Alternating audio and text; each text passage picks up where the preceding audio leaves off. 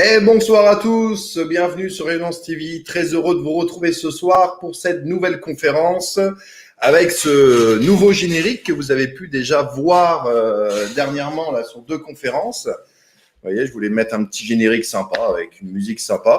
Voilà, un grand merci justement à Alexandre qui m'a créé ce générique. Merci à lui. Voilà, j'espère que tout le monde va bien. J'espère que vous passez tous un bel été, enfin un beau début d'été. Voilà, très heureux de reprendre cette nouvelle semaine avec vous pour ma part, pour 4 conférences. Voilà, donc ce soir, je reçois Emmanuel Croiset, qui est donc agitateur de conscience et qui va nous faire une conférence sur façonner ma couleur pour unique mission de vie. Emmanuel Croiset, que vous avez déjà vu sur Rayonnance TV. Donc bonsoir Emmanuel, merci d'être avec nous. Bonsoir Anatole, bonsoir à tous. Voilà, et bravo pour ce générique, comme tu le disais. J'ai été tout surpris, là, ça m'a... Ouais, c'est sympa. Ça m'a fait plein de choses à l'intérieur, j'adore ça, moi, les entêtes comme ça, là, c'est... Ouais, c'est sympa. Je trouvais sympa de mettre un petit générique avec une musique un peu, on va dire, ambiante. Voilà. J'avais pensé au départ mettre un peu de musique de jazz, mais bon, je me suis dit, voilà. Non, c'était bien. Moi, j'ai adoré. Ouais. C'est sympa. Voilà. Alors, j'espère que tout le monde va bien. Bonsoir, les amis. Bonsoir, Nougadman, Julien, Goliath, Anaïs. Bonsoir également, Mielisa. Bonsoir, Nini. Bonsoir, Patricia. Bonsoir, Atypique. Bonsoir également, Renate. Jean-Pierre. Bonsoir, Karine. Léna. Bonsoir également, Karine. Kidi. Sandrine. Bonsoir Ayam The Joint, Sylvie, merci à vous tous d'être avec nous ce soir. Bonsoir Sébastien également. Merci de votre présence et également merci à toutes les personnes qui verront cette vidéo en replay. Bien Emmanuel, alors ce soir, tu as plein de choses à nous dire. Oui. Voilà. C'est venu toute la semaine. Moi, ça arrive souvent des fois, dès que je cale un thème ou je cale un titre, les choses arrivent et puis je me dis pourvu que je me rappelle le jour où il y en aura besoin. Donc on va voir, enfin une fois que c'est connecté, après ça ira. Bah ouais, non, c'est vrai. Ouais. Donc façonner un petit peu sa vie finalement, ma couleur pour unique mission de vie, façonner son existence, c'est tout un travail.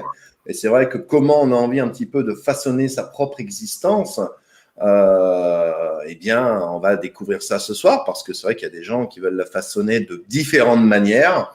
J'imagine qu'il y a plein de choses qui viennent rentrer un petit peu en compte, un petit peu dans notre vie, ce qui fait qu'à un moment donné, par rapport à tel blocage, telle blessure, telle peur, etc., on va la façonner de telle ou telle manière. Et toi, là, justement, ce soir, tu es là un petit peu pour nous aider à la façonner de la manière la plus cool qui soit, de manière à vraiment se libérer de tout ce qui nous emmerde, en fait, finalement.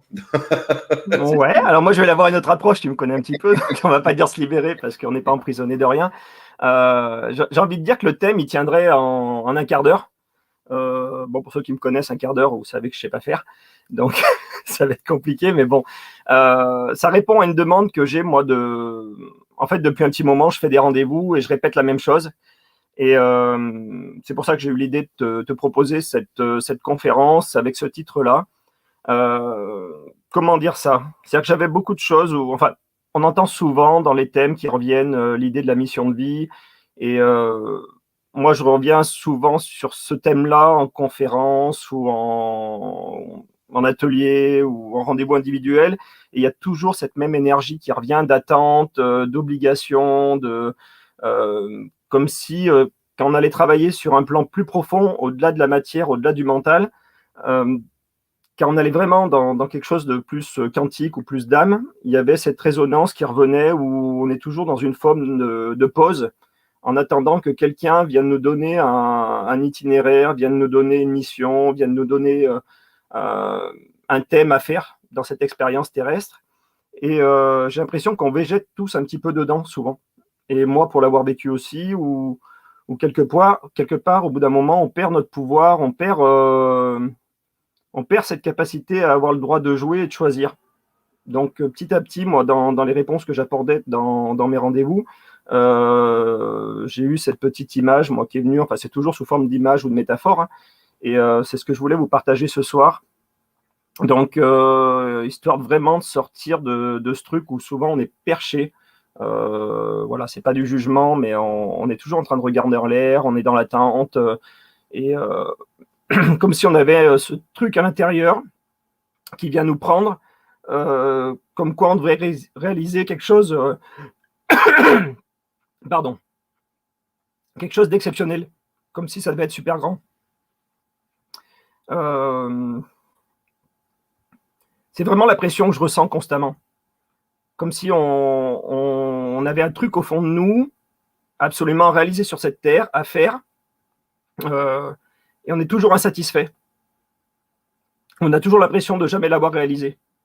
Et je me retrouve avec des personnes qui sont dans une forme de...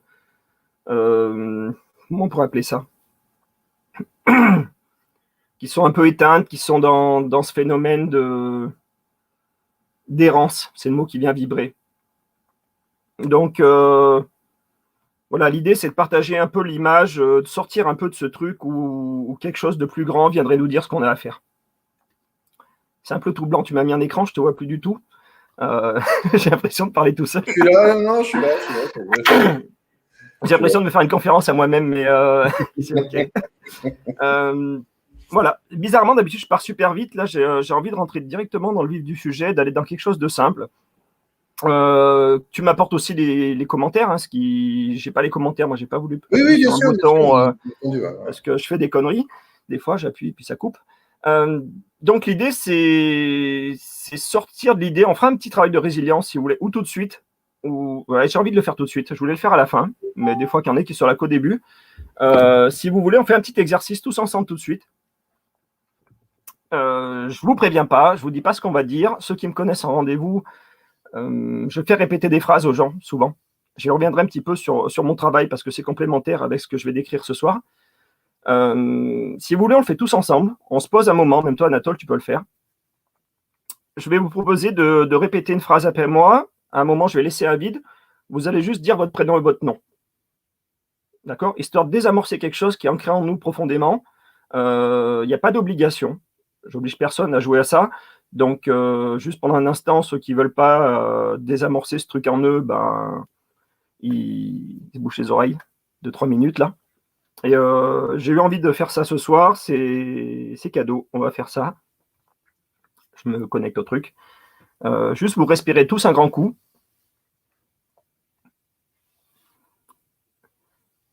Et vous répétez cette phrase. Moi, vous dites prénom et nom. Donc, moi, je vais dire moi, Emmanuel Croiset. Ici et maintenant, en mon âme et conscience, mettez vraiment votre cœur, hein, comme si vous signiez un contrat universel, quelque chose qui vient de vos tripes. Ici et maintenant, en mon âme et conscience, en accord avec tout mon être physique et multidimensionnel, j'accepte et je reconnais que je n'aurai jamais et que je n'ai pas de mission de vie à réaliser sur cette terre. Jamais, jamais, jamais. Merci, c'est fait. Ça libère. Normalement, il y a... Imaginez la pression que vous vous mettez consciemment ou inconsciemment, comme s'il y avait un programme qui était en vous depuis des années, et j'ai plein de gens, j'ai plein de personnes, moi, aujourd'hui, qui ne réalisent rien parce qu'ils sont déjà prisonniers dans un programme où un truc doit se réaliser. Et ils sont tellement dans l'attente que ce programme doit se réaliser qu'au final, ils passent à côté du programme. Et si jamais votre mission de vie sur Terre, la seule chose que vous deviez réaliser, justement, c'était de définir votre couleur. Et quand je parle de couleur, de teinte, je parlais, alors on va pas faire d'un truc trop perché non plus, hein, on va pas partir dans... Bon, je vais employer des mots qui peuvent avoir une connotation justement un peu spirituelle.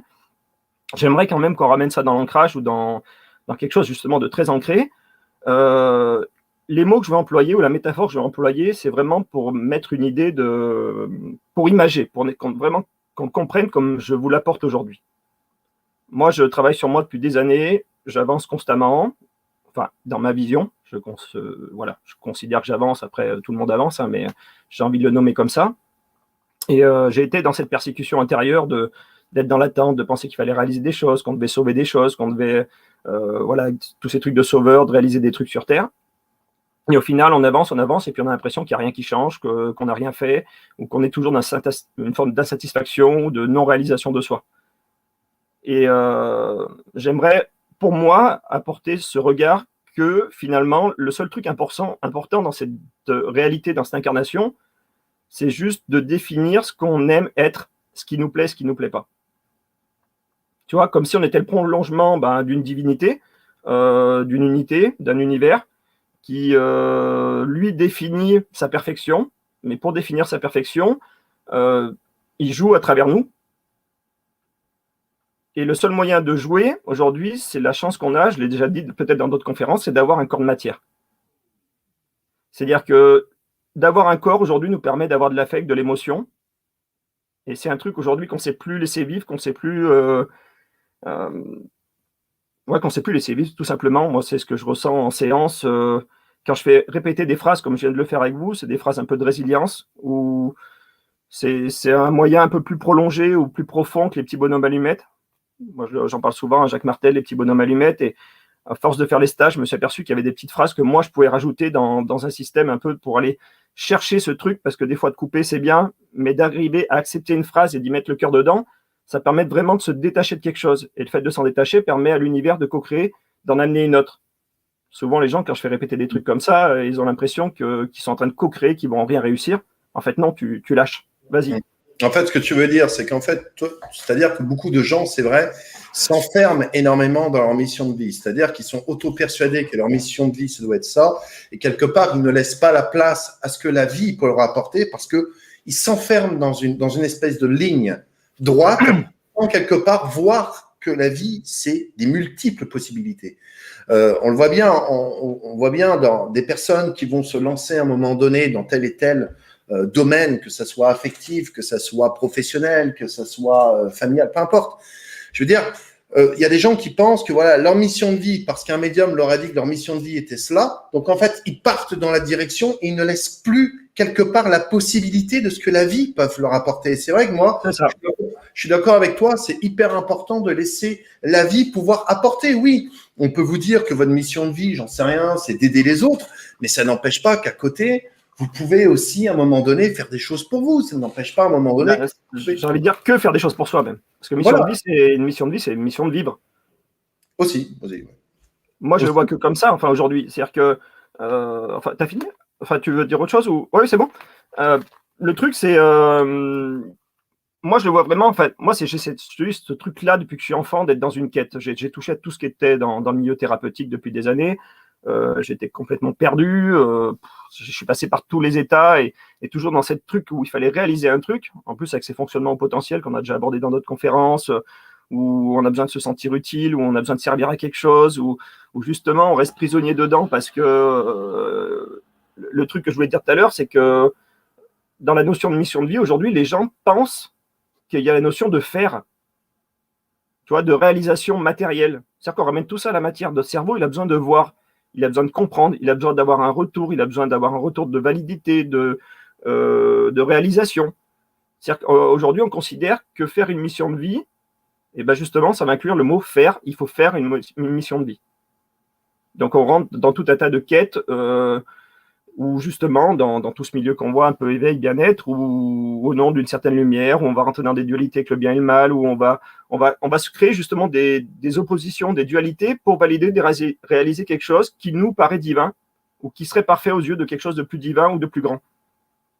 Alors qu'aux yeux de l'univers, pour moi, dans ce que j'en fais aujourd'hui, tout est parfait, tout est un, tout est positif ou négatif parce que tout est un, et en fait, il y a rien de parfait ou d'imparfait, et il n'y a rien qu'on puisse nous dire de faire ou pas faire, parce que le but pour moi de l'unité, de valider ce qu'elle est, c'est d'avoir créé des personnages comme nous, ou d'être le prolongement de ça quelque part, avec cette capacité à être dans le libre arbitre.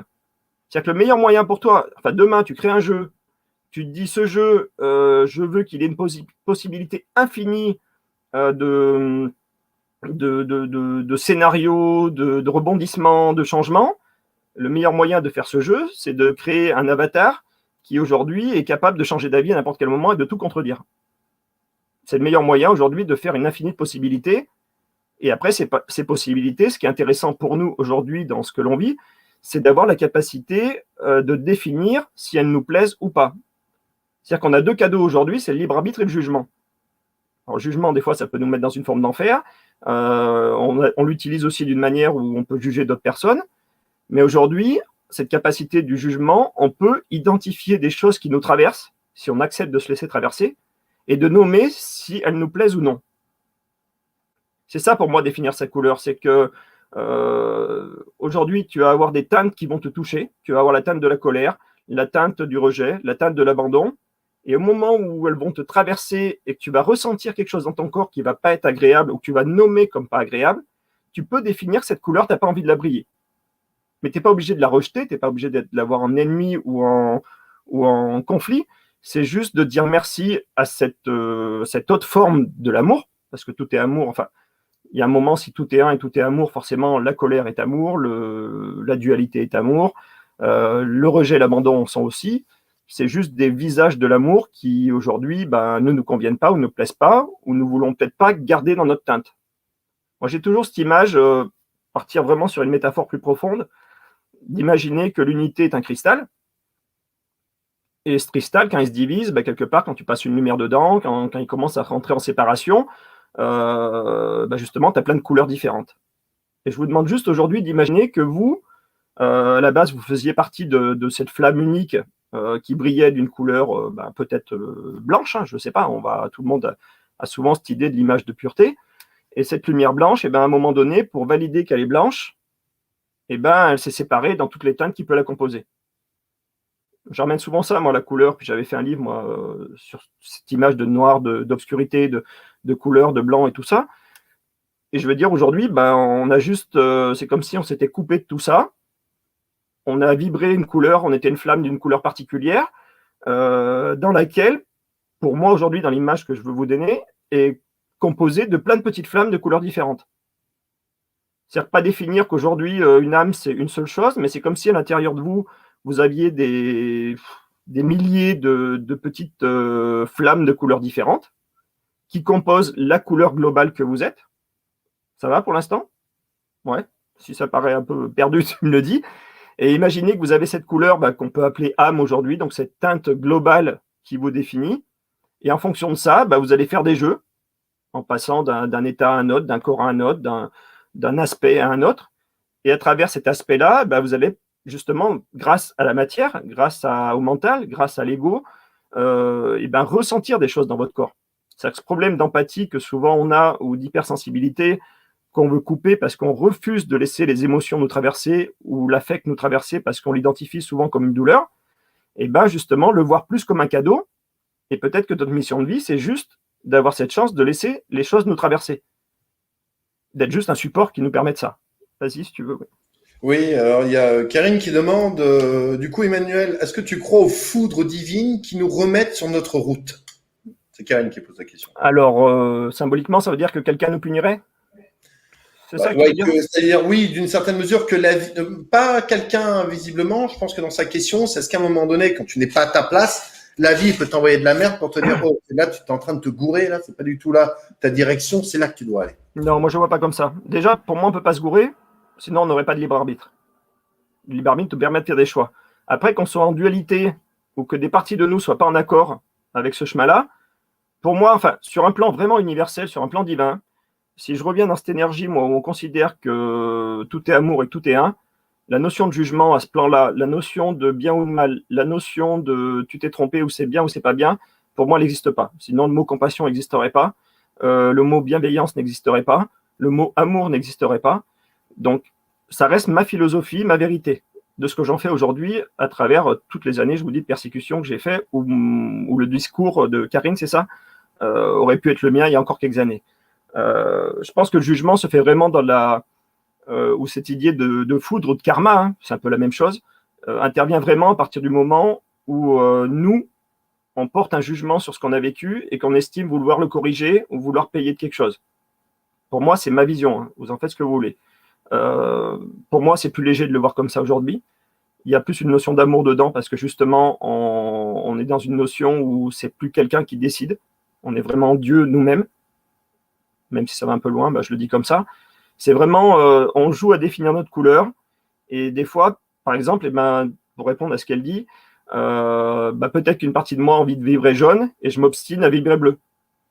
Tu vois? Donc là, si une partie de moi veut vraiment co-créer d'attirer du jaune et que l'autre partie veut s'obstiner à attirer de la couleur bleue, c'est clair que si j'attire toujours du jaune et que moi, dans mon mental ou dans une partie consciente, j'ai vraiment envie de rester dans la couleur bleue, quand cette couleur jaune va venir en moi ou me toucher ou se réveiller ou venir essayer de réveiller quelque chose chez moi, je vais la voir comme négative parce qu'elle ne va pas me plaire. Parce qu'une partie de moi veut s'obstiner à rester bleue. Mais c'est vrai que des fois, c'est là où ça crée la dualité, si tu veux. C'est quand quelqu'un dit moi, je veux vivre comme un ermite et je veux me couper du monde. Et à notre côté, il a un discours où j'aimerais être connu, je veux passer sur Rayonnance TV, je voudrais que tout le monde me voie. Ou alors, Facebook, c'est du complot, mais j'aimerais être connu. Enfin, tu vois, il y a un moment, tu ne peux pas créer une réalité où tu as l'impression que le monde entier est un complot et qu'il faut que tu te planques. Et d'un autre côté, tu voudrais que le monde entier te connaisse. Oui, c'est sûr. Mais ce que je veux dire par là, c'est est-ce que tu parles, toi, de ce principe-là? Parce que je sais que certains dans le chat sont un peu en désaccord sur le fait que, d'une certaine mesure, l'âme a choisi, si tu veux, de s'incarner dans une forme. Et en fait, si tu veux, où est véritablement le contrôle, quand tu parlais de libre arbitre, véritablement de choix dans notre vie? Parce que quand tu es enfant, tu subis. Je veux dire, un enfant de 7 ans qui se fait maltraiter par son père n'a pas forcément un grand choix de se dire, maintenant, écoute, mon père, tu m'emmerdes, moi, je vais changer de famille. C'est assez compliqué, si tu veux. Ça dépend à quel endroit tu mets le choix. Enfin, est-ce que tu le laisses sur le choix de l'âme ou sur le choix du cerveau? Est-ce que véritablement, il y a une certaine route, plus ou moins, j'ai envie de dire tracée, d'événements que tu dois vivre dans ta vie parce que ton âme avait choisi de les vivre à ce moment-là, à des périodes bien précises. Et dans ce cas-là, le libre arbitre intervient dans les émotions, dans la manière dont tu vas traverser les choses, ou est-ce que, arrivé à un certain âge, on va dire, pour celui qui se lance dans la vie sur le coup des 20-25 ans, c'est-à-dire, voilà, moi maintenant, j'ai total contrôle de moi-même, je vais faire mes propres choix et c'est ma vie à moi que je vais façonner. Bon, c'est ça. Parle-moi, on va juste faire une petite observation de l'énergie que tu viens de mettre dans le discours que tu viens de mettre. C'est purement égo et mental. Enfin, je parle pas de toi, je parle de la description que tu viens de faire. Voilà, c'est de la rigueur, c'est de l'obligation, c'est du contrôle. Je veux contrôler ma vie. Forcément, on n'est pas dans le lâcher prise, on n'est pas dans l'harmonie, on n'est pas dans quelque chose de léger. Toi-même, quand tu le présentes, tu mets une forme de dureté, tu fais des gestes lourds, tu appuies de ta façon de parler qui est lourde aussi. Donc, il y a une exigence pour moi mentale de choisir ça et qui est un choix purement mental, justement, de prendre cette décision en fonction de ce que tu as aimé, pas aimé, ce qui t'a fait souffrir et de ce que tu crois être aujourd'hui. D'accord ? Je le prends comme si tu avais joué un spectacle. Je ne sais pas si c'est toi vraiment qui parlais tout de suite ou si tu interprètes quelqu'un qui aurait vu parler comme ça. Non, pas du tout. Voilà, ok. Moi, j'ai bien une personne dans la chefrise. Mais je parle là dans des personnes, je te pose deux questions. De savoir deux personnes un peu différentes, celui qui entre dans la chefrise et celui qui se dit, je connais vraiment, qui se disent, moi, je contrôle totalement ma vie, tous mes choix, tout est, tu vois. Ils ont l'impression, c'est eux qui sont au volant de la voiture et qui pilotent tout dans leur vie. Mais tant qu'ils sont OK avec ça, qu'ils ne sont pas en dualité, je veux dire, la voiture, elle va rouler loin, et puis le jour où une partie d'eux ne va pas être en accord avec ça parce qu'elle a envie de quelque chose de plus léger, c'est là où il va commencer à taper sur les côtés. Moi, je le vois comme ça. C'est-à-dire que, pour moi, tous les chemins sont parfaits. Ça coûte quoi aujourd'hui d'avoir une vision vraiment en accord avec le fait que tout est possible? Enfin, vous en faites ce que vous voulez. Moi, j'apporte une vision légère en fonction de ce que je vibre aujourd'hui, de ce que je ressens à l'intérieur. Ça ne veut pas dire que je suis mieux que les autres, ça ne veut pas dire que je suis moins bien. C'est juste que la recherche que j'ai faite toutes ces années m'amène avec ce discours-là, juste que d'appliquer qu'aujourd'hui, on dit que tout est un, que tout est parfait, que tout est amour, que tout est unité, et que finalement, moi, je m'imagine juste un papa ou quelqu'un qui veille sur moi et qui finalement me regarde toujours avec amour et bienveillance et n'a aucun jugement sur les choix que je fais, comment je les fais. Et que le seul moment où ça va commencer à créer de la dualité, ou que ça va commencer à me créer des accidents, ou que ça va commencer à me créer des choses qui ne me plaisent pas, c'est au moment où moi, je vais me juger de ces actes-là. Parce que c'est vrai que souvent, enfin, je ne suis pas le seul à dire ça, que ce soit en conférence ou dans d'autres choses, finalement, on parle tous de choix, on parle tous de liberté, on parle de jeu de la vie. Donc, il y a un moment, si tu joues avec la vie, tu joues à ce que tu veux. Et je vais dire, si cette ligne, pour moi, comme tu le dis, était vraiment tracée, qu'on devait vraiment aller d'un point A à un point B, ça ne servirait à rien de se réincarner d'une certaine manière pour finir des choses, ou quand tu reviendrais, tu n'aurais pas de karma, tu ne viendrais pas régler des problèmes d'avant, il n'y aurait pas de mémoire génétique, il n'y aurait pas de mémoire karmique, il n'y aurait pas de mémoire familiale, il n'y aurait pas tout ça. Enfin, si vraiment on avait fait ce chemin parfait où du début à la fin, on a vraiment fait ce qu'il fallait et que c'était une trame déjà décidée, je ne vois pas l'intérêt de revenir faire quelque chose pour corriger ce chemin qui normalement était bien réussi. Donc, s'il n'a pas été bien réussi, justement, tu reviens, tu peux t'affiner. Moi, je prends l'idée de ce prisme de départ, qui est Dieu, chacun l'appelle comme il veut, qui un jour va redevenir ce prisme. Moi, la trame, je la vois comme ça. Je la vois pas en tant qu'Emmanuel qui vient, qui fait un choix, qui est une âme en tant qu'Emmanuel, qui va mourir et qui va repartir. J'essaye aujourd'hui de voir le schéma d'une manière plus profonde, plus lointaine. C'est-à-dire, qu'est-ce qui se joue en dehors de moi, ce que je croyais à un moment donné de ma vie, ou dans ma vision de l'éveil ou du bien-être. C'est un qui s'est divisé en des milliards de cellules, un Big Bang, j'en sais rien, où chacun fait son expérience de poussière, et toutes ces poussières, un jour ou l'autre, auront défini la couleur qu'elles veulent être, donc vont commencer à se ressouder entre elles pour finir reformer une unité de la même couleur. Moi, je vois le plan sur ce plan-là. C'est-à-dire que je suis juste un acteur qui, grâce à ce que je joue, me permet de définir ce qui me plaît ou ce qui ne me plaît pas, qui permet de créer des clans, des couples, des familles d'âmes, des âmes jumelles, comme tout le monde veut les appeler, ou j'en sais rien. Mais il y a un moment, si nous on est réunis ce soir, c'est que la couleur que je vibre aujourd'hui correspond à la couleur de la chaîne. Et pourquoi tu ne m'as pas appelé il y a 10 ans? Et pourquoi tu ne m'as pas appelé il y a 2 ans? Et pourquoi je ne suis pas arrivé dans 5 ans? Parce que la teinte que j'avais correspondait peut-être pas à la teinte que tu vibrais ou qu'on vibrait, ou le monde n'aimait peut-être pas ma teinte, ou moi j'étais peut-être pas prêt à aimer la teinte du monde parce que j'avais des dualités. Donc je pense qu'à un moment, le but final, c'est de créer une lumière commune. Tu vois, quand tu vas dans un couple, je voulais en parler de ça aussi, tu vois, les gens arrivent avec des problèmes de couple, finalement, ou tu es en guerre, ou tu es en dualité, ou justement, le but du couple, c'est d'arriver à créer une flamme commune. C'est-à-dire que moi, j'aime penser qu'au départ, il y avait cette unité, que tout s'est séparé, et que petit à petit, tous ensemble, on joue à créer des petits clans qui aiment briller pareil. Et peut-être qu'un jour, grâce à ce qui nous a plu ou ce qui ne nous a pas plu, on arrivera à faire une seule et même lumière. Mais pour ça, on fait des expériences. Et c'est cette fameuse loi d'attraction où on se retrouve dans des expériences avec des effets miroirs aussi, où certains brillaient quelque chose et moi, ça ne m'a pas plu ou ça m'a plu. Donc du coup, si aujourd'hui, moi, je dérange certains dans mon discours, c'est que la lumière que j'ai ne va pas leur plaire dans toute la couleur, et d'autres peut-être vont se retrouver bien dans ma couleur et vont venir me voir en tant que thérapeute, et d'autres ne viendront pas parce qu'aujourd'hui, la couleur que je brille, c'est pas ce qu'ils ont envie de vivre, ou ils ont peut-être envie de vivre une autre couleur, ou ils ont encore envie d'être dans des colères, ou ils pensent qu'aujourd'hui, peut-être moi, je suis plus lourd qu'eux, je sais pas. Mais en tout cas, je pense que l'idée générale, c'est que si on se lâchait la grappe en pensant qu'il y a une mission de vie et que chacun, justement, travaille sur soi, affine sa couleur, peaufine son truc, chacun œuvre pour soi dans une idée de créer quelque chose d'uni, on serait moins à essayer de débattre sur des trucs extérieurs. On essaie toujours de changer l'autre, on essaie de changer le monde, on essaie de corriger les choses extérieures. C'est vraiment un fonctionnement mental et de l'ego pur et dur, de toujours avoir une action extérieure. Et on se met une pression, et on s'oblige à faire, et on est déçu, et on est dans l'attente. Moi, si j'écoutais ou si je m'étais arrêté sur tout ce que j'ai cru qu'allait arriver dans ce monde, dans toutes les pratiques que j'ai fait, je vivrais dans un monde illusoire où finalement, j'aurais jamais atterri.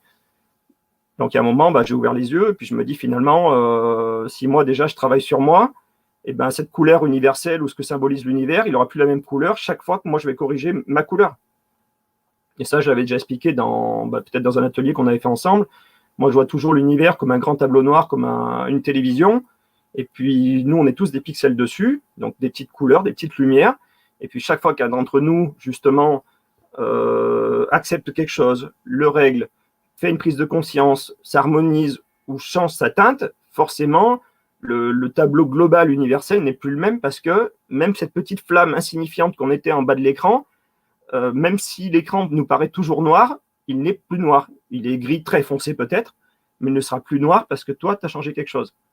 Et je trouve que ça, déjà, le ciel universel, c'est déjà énorme comme mission parce que, alors ok, c'est une mission qui ne paye pas, c'est une mission qui n'a aucune reconnaissance. On ne dira jamais que tu as contribué à quelque chose. Ton ego ne sera jamais satisfait. Ton mental ne sera jamais satisfait. Aucune partie de toi n'aura cette reconnaissance aux yeux d'un humain que tu as contribué à changer le monde. Par contre, vraiment, tu l'auras fait. Des fois, on va s'éparpiller et changer plein de trucs à l'extérieur, Et au final, il n'y a peut-être rien qui bouge. Ça fait des années qu'on fait des trucs sur la pollution, les plein de choses, et finalement, bon, ça avance, mais doucement. Alors que si tout le monde s'était recentré, aligné sur soi, avait corrigé ses fréquences, avait harmonisé ses fréquences, la loi d'attraction aurait changé, et forcément, des choses auraient changé plus rapidement. Moi, je le vois en rendez-vous. Hein, c'est le nombre de choses qu'on peut changer, des fois en 1 heure, et ce que peut vibrer la personne, ou la teinte qu'elle peut changer justement en elle en 1 heure, ça va beaucoup plus vite que d'essayer à s'acharner à changer 10 personnes dehors, ou à essayer de faire prendre conscience de quelque chose à quelqu'un d'autre, ou de vouloir ramener les autres dans sa réalité à soi. Autant façonner ta réalité, plutôt que t'obstiner, déjà, prétendre que la tienne est mieux. Moi, comme je dis aujourd'hui, je prétends pas que c'est bien. Je vous apporte une couleur. Ceux qui se sentent bien dedans, je la partage. Ceux qui se sentent moins dedans, c'est pas grave. Toutes les couleurs ont leur jeu, ont leur raison d'être. Il faut respecter tous les jeux de tout le monde. Mais après, voilà. Moi, je le vois comme ça. Ce que tu dis, en fait, c'est quelque part de faire, tout simplement un travail sur soi pour, à un moment donné, en fait, finalement, vibrer quelque chose, ce qui fait qu'après, finalement, avec les autres, automatiquement, quand on vibre quelque chose, quand on vibre l'amour, quand on vibre la joie, l'humour, peu importe, il n'y a même pas besoin de parler, finalement. Oui, vibrer à l'unisson, vibrer vers un seul son, c'est ça le but final. C'est d'arriver vers une couleur unique. On est tous là dans cette idée de chemin qui va vers une unité. Si on symbolise l'unité, aujourd'hui, ça veut dire qu'elle va avoir une couleur qui va être sa couleur, qui va être lui propre, qui va être unique. Mais qui sera composée de toutes les couleurs qui existent dans l'univers. Aujourd'hui, moi, j'ai la couleur de la colère, j'ai la couleur de l'amour, peut-être, j'ai la couleur de la gentillesse d'un autre côté, j'ai la couleur peut-être de la manipulation. Je ne sais pas toutes les couleurs que j'en ai plein de couleurs. Il y en a tous, toutes les couleurs, quelque part. Et c'est vrai que dans cette incarnation, il y a peut-être des couleurs qui sont dominantes que j'ai voulu jouer dans mon choix de vie, de choix d'incarnation. Tu vois, on disait tout à l'heure, oui, peut-être que je suis arrivé avec une valise aujourd'hui, et que cette valise, il y avait des couleurs qui étaient un peu plus allumées que d'autres, parce que je voulais les expérimenter pour savoir si je voulais les garder ou pas. Ou peut-être que dans une vie d'avant, j'avais expérimenté la couleur de la violence avec quelqu'un, et que là, j'ai décidé de me réincarner avec cette couleur de la violence pour peut-être la vivre en moi, et peut-être subir la violence de quelqu'un, pour voir ce que ça fait, et peut-être définir que, en fait, j'ai pas envie d'être de cette couleur-là.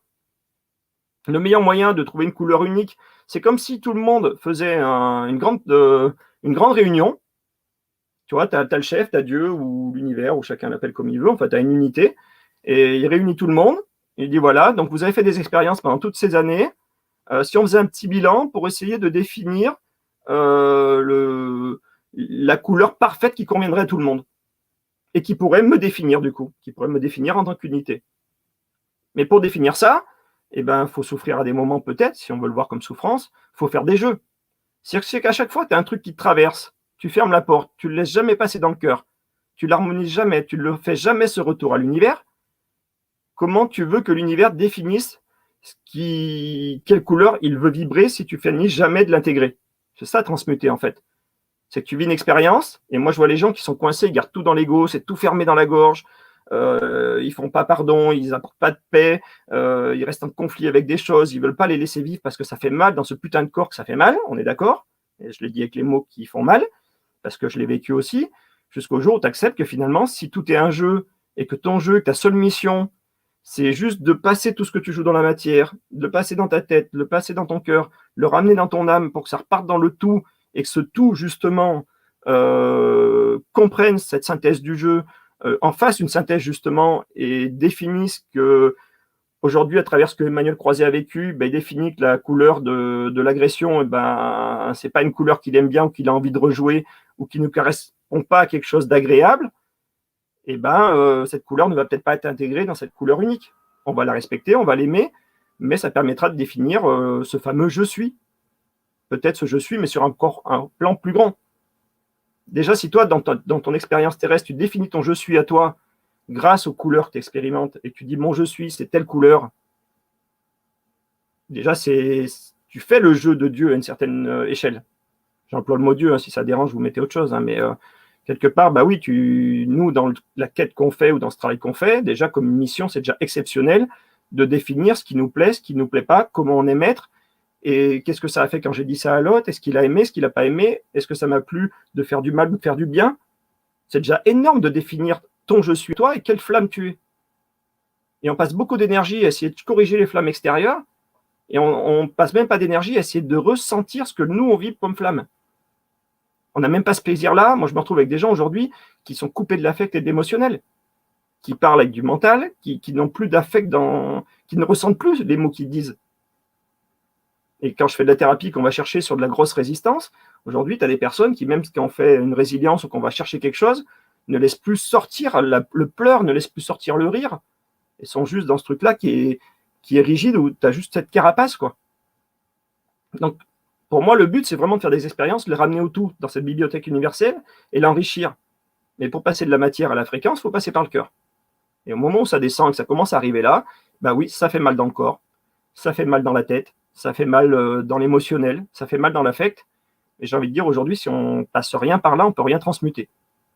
Mais comment, d'une certaine mesure, en fait, quand tu es comme ça, beaucoup de gens, justement, qui sont dans la spiritualité, sont, comme tu dis, beaucoup dans le mental. C'est-à-dire que dès qu'ils posent une action, c'était bien, c'était mal, là je dois faire ci, est-ce que je dois faire ça, est-ce que je dois poser telle action, est-ce que mon âme, est-ce que c'est mon chemin, est-ce que ma famille d'âme sera contente, est-ce que mes guides seront contents, est-ce que, tu vois, en fait, finalement, tu mènes toute une existence, en fait, finalement, encore une fois, pour les autres. Tu mènes une vie pour ta famille d'âme, pour ton âme, pour tes guides, Bah, tu arrives au bout du compte et tu n'as jamais vécu. Moi, c'est ce que je suis en train de me rendre compte après, tu vois, j'ai 44 ans, je vais avoir 45 ans. Je pratique, enfin, depuis que j'ai 7-8 ans, je suis dans le milieu spirituel, enfin, je connecte à des choses, j'ai plein de trucs qui arrivent, ma famille, mon grand-mère était dedans. Enfin, voilà, je me suis mis dedans, j'avais 18 ans, je pratique depuis des années. Et là, je suis en train de me rendre compte à 45 ans que j'ai encore jamais vécu.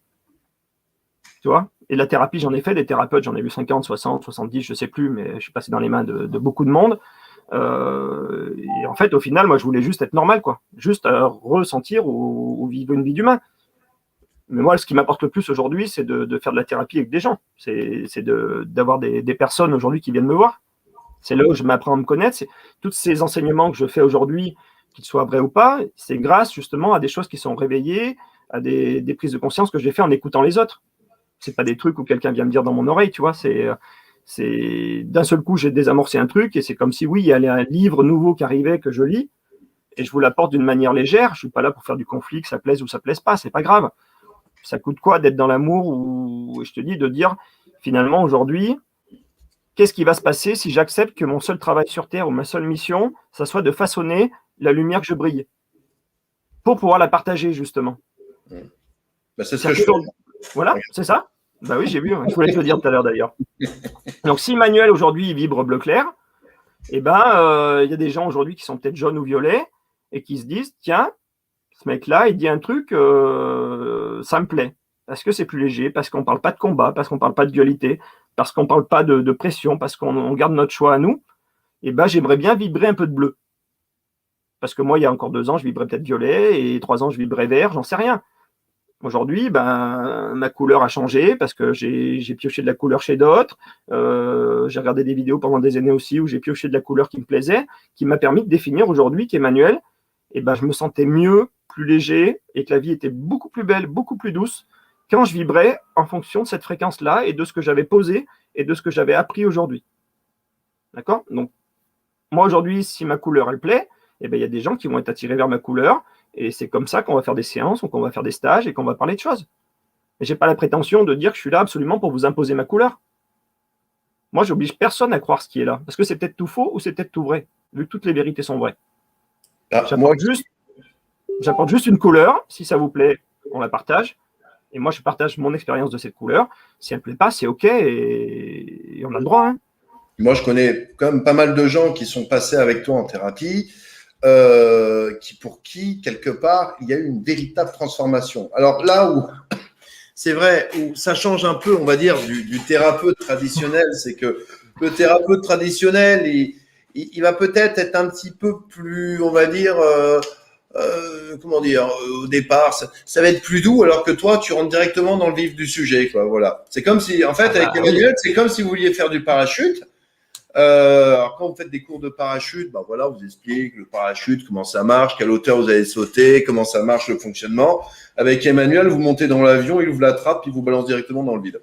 Voilà, c'est un peu pareil si on parlait d'un point de vue métaphore. Alors moi, je pose personne. Les gens sautent et à mesure qu'ils descendent, je te dis maintenant, il y a qu'un seul moyen d'ouvrir le parachute, c'est que tu acceptes de lâcher ce parachute qui était fermé. C'est ça. Enfin, c'est un peu ça dans la vie. J'avais mis une phrase sur Facebook l'autre jour qui m'avait plu. Alors, je partage pas beaucoup de choses sur spiritualité en général. C'est quand tu viens demander une guérison, est-ce que tu es prêt à lâcher ce qui t'a rendu malade? J'adorais ça, parce que c'est tellement ça. Et Là, tu as mis dans le flyer agitateur de conscience. Moi, je dirais plutôt que tu es un libérateur de conscience pour les personnes que je connais et qui sont passées avec toi. Parce que finalement, tu vas venir. Alors, des fois, c'est pas évident. Hein. Des fois, c'est pas évident pour certains retours que j'ai eu, des gens qui raccrochent, ça fait waouh. Voilà. Mais toujours est-il que derrière, il y a un grand travail parce qu'en fait, tu ne tournes pas autour du pot, tu vas directement dans le vif du sujet et tu vas, c'est vrai, souvent un petit peu taper fort là où ça bloque, mais là où finalement la personne a besoin d'entendre, contrairement à ce qu'on va dire le psychologue, la psychanalyse, on va aller travailler pendant des années ou des mois, des longs mois, perdre du temps. Toi, tu vas directement taper dans le mille et tu vas aller réveiller quelque chose chez la personne que peut-être elle n'a pas forcément envie d'entendre, mais qui quand même va faire écho dans les semaines suivantes où elle va se dire ah ouais, non mais c'est vrai, il a raison, c'est pas con ce qu'il a dit, oui. Je montre les visages, je montre d'autres visages. Moi, j'ai quelqu'un qui m'a dit un jour, tiens, je prends rendez-vous avec vous pour voir les zones mortes en fait. J'ai aimé ce parcours, enfin cette idée-là, c'est d'aller voir des visages qu'on voit pas. Et même moi, je fais ce travail, c'est-à-dire que récemment, justement, j'ai aimé cette idée-là de dire tiens, finalement, je mets en avant des visages que l'on voit pas chez nous. Et quand tu viens voir un thérapeute, en fait, c'est pour voir ce que tu vois pas justement. Mais quand tu le mets en avant, les personnes justement se braquent parce qu'elles ne voulaient pas le voir. Donc c'est un peu ambigu justement. Et moi, je travaille sur ça aujourd'hui parce que justement, ça a réveillé des choses chez certaines personnes. J'ai travaillé sur mon ego encore récemment sur plein de choses. J'ai encore changé plein de trucs dans ma manière de travailler. J'ai corrigé, enfin régulièrement, moi, 2-3 fois par an. Enfin, pour ceux qui m'ont connu sur les premières vidéos, que ce soit chez toi ou ailleurs, il y a encore un an ou deux, le discours est plus du tout le même. Hein. Je suis plus du tout pareil. J'ai complètement changé ma vision. Mes séances sont plus du tout les mêmes. Je me suis servi de ce que j'ai vécu justement. J'ai des flammes qui se sont allumées avec des rapports à certaines personnes qui m'ont permis de corriger ma flamme. Et ok, j'avais des visages d'ego, j'avais des facettes de moi qui pouvaient déranger ou qui, même si j'allais réveiller quelque chose, pouvaient être bousculantes parce que peut-être que j'avais ma flamme de bousculer qui n'était pas réglée, ou peut-être certains sont sortis agressés parce que ma flamme d'agression était peut-être pas réglée. Donc moi, je me corrige aussi, je m'adapte, j'avance. Je tiens compte de ce que je renvoie ou de ce que ça réveille. Le but aujourd'hui, c'est vraiment de répondre à la demande d'une personne dans sa globalité. On peut faire une petite parenthèse si tu veux pour revenir là-dessus, mais dans la partie travail, comment je pourrais expliquer ça? Aujourd'hui, des personnes arrivent, voudraient obtenir ça, tu vois, ils voudraient c'est mon câble, ils voudraient ça et ils ne veulent pas lâcher ça. Donc c'est compliqué d'obtenir ça alors que tes mains sont prises, tu vois. Donc, à un moment, je dis aux gens, il faut lâcher ça.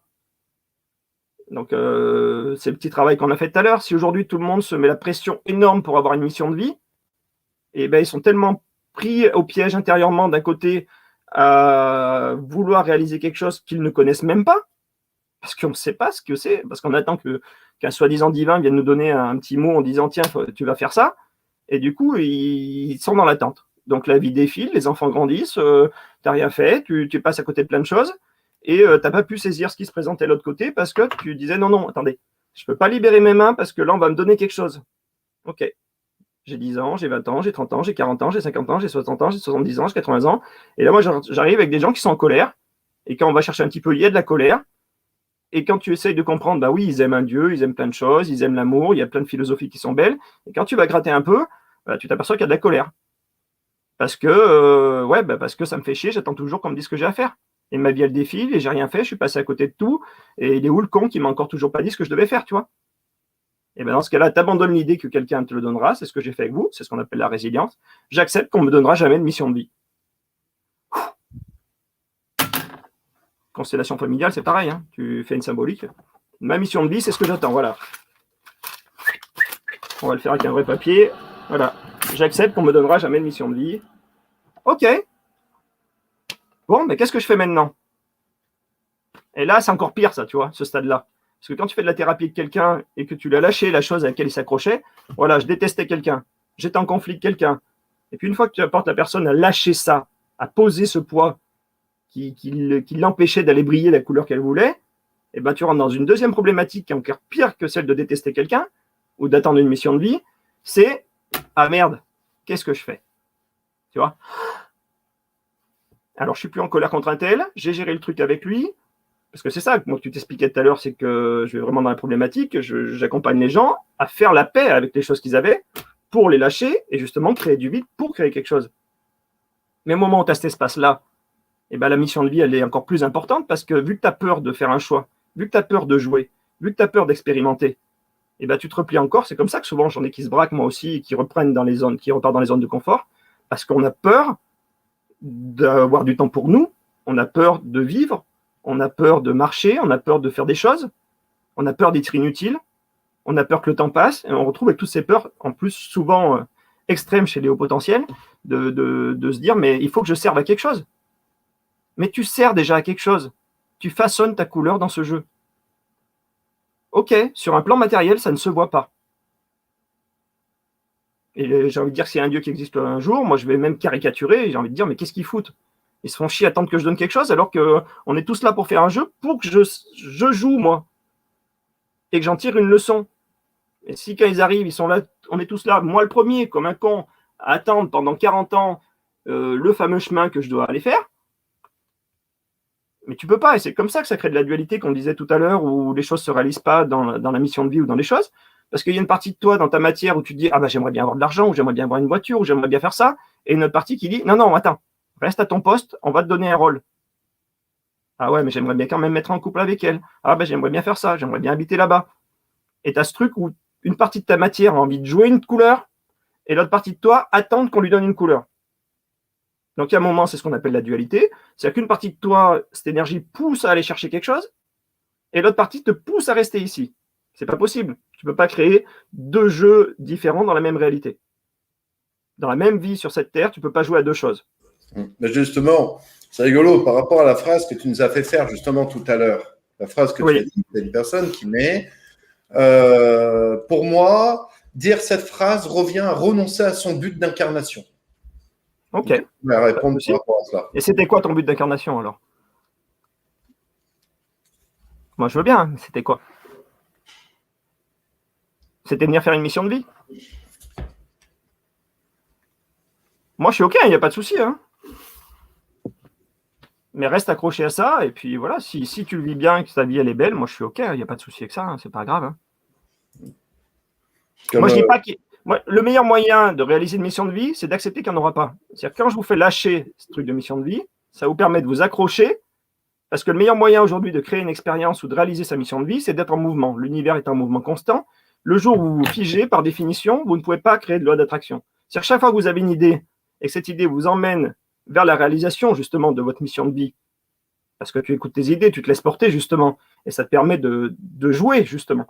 Mais si tu es là à attendre que la mission de vie arrive et que tu es figé dans ce truc-là, eh ben, tu ne prends pas de décision et tu ne crées pas de mouvement. Si tu ne crées pas de mouvement, tu ne réalises pas ta mission de vie. Enfin, moi, je le vois comme ça. Bah, en fait, quelque part, c'est de se laisser aussi, comme on disait tout à l'heure, porter par la vie, porter par les choses, et quelque part ne pas rentrer peut-être d'une certaine mesure. Quand on est auto-persuadé quelque part d'une mission de vie, est-ce que quelque part, il n'y a pas aussi quelque chose d'enferme? On s'enferme quelque part, on ne laisse plus quelque part la vie. Une mission de vie, c'est que tu as peur de vivre. Tu as peur de vivre tout simplement. Tu es figé. De toute façon, moi, ce que je vois en séance, moi, je fais juste des trucs de constatation. C'est qu'aujourd'hui, je retrouve des gens qui sont en colère contre la vie, qui sont en colère contre l'amour, qui sont en colère contre Dieu, qui font semblant qu'ils aiment tout ça, surtout dans ce milieu dans lequel on évolue. Et en fait, si tu vas gratter un peu, au bout d'une séance, si tu vas regarder sur un plan plus profond, eh ben, c'est des gens qui se sentent abandonnés profondément sur un plan d'âme parce que ils sont arrivés là, ils étaient hypersensibles. Tu sens cette énergie qu'ils avaient de faire plein de choses, de bouger, de changer, de vivre. Et d'un seul coup, ils se retrouvent tout seuls, ils se retrouvent dans des traumatismes, ils se retrouvent avec quelqu'un qui les aimait pas, avec quelqu'un qui les a rejetés, et ça se replie sur soi, et ça se referme, et ça s'endurcit, et il y a de la colère, il y a de la colère, il y a de la colère. Et aujourd'hui, il y a énormément de colère. Et j'en trouve chez tout le monde, hein. Il y a de la colère partout, et je vais toucher dessus, moi, souvent. Pourquoi ? Parce que personne ne peut y toucher. Personne ne va aller toucher à l'ego. Moi, je ne suis pas là pour faire du mal à personne, je ne suis pas là pour aller taper, comme tu disais. Hein. Moi, je suis là pour mettre une zone en avant. Et bien oui, cette zone, on a l'impression qu'elle nous fait mal. Alors bien sûr, le cerveau, il va croire que c'est Emmanuel qui a fait mal. Moi, j'ai juste réveillé une zone qui était là. Si vous venez voir un thérapeute et que l'univers vous a amené à me rencontrer moi, c'est qu'aujourd'hui, j'étais la personne la meilleure pour vous. Voilà, c'est un bilan. Hein. L'univers, vous lui envoyez un message. Il reçoit le listing en fonction de vos besoins et de la demande que vous faites. Il va vous envoyer rencontrer des thérapeutes qui ont une image particulière. Aujourd'hui, ben voilà, vous vibrez du jaune, vous demandez à guérir ce truc-là parce que ce jaune ne vous convient pas, et ben le bleu vous correspondrait mieux, et ben on va l'amener vers Emmanuel ou d'autres personnes sur ta chaîne peut-être qui vibrent cette teinte-là. Après, à vous de décider, de dire, ben voilà, finalement, je ne vais pas le voir parce que je vais avoir une mission de vie.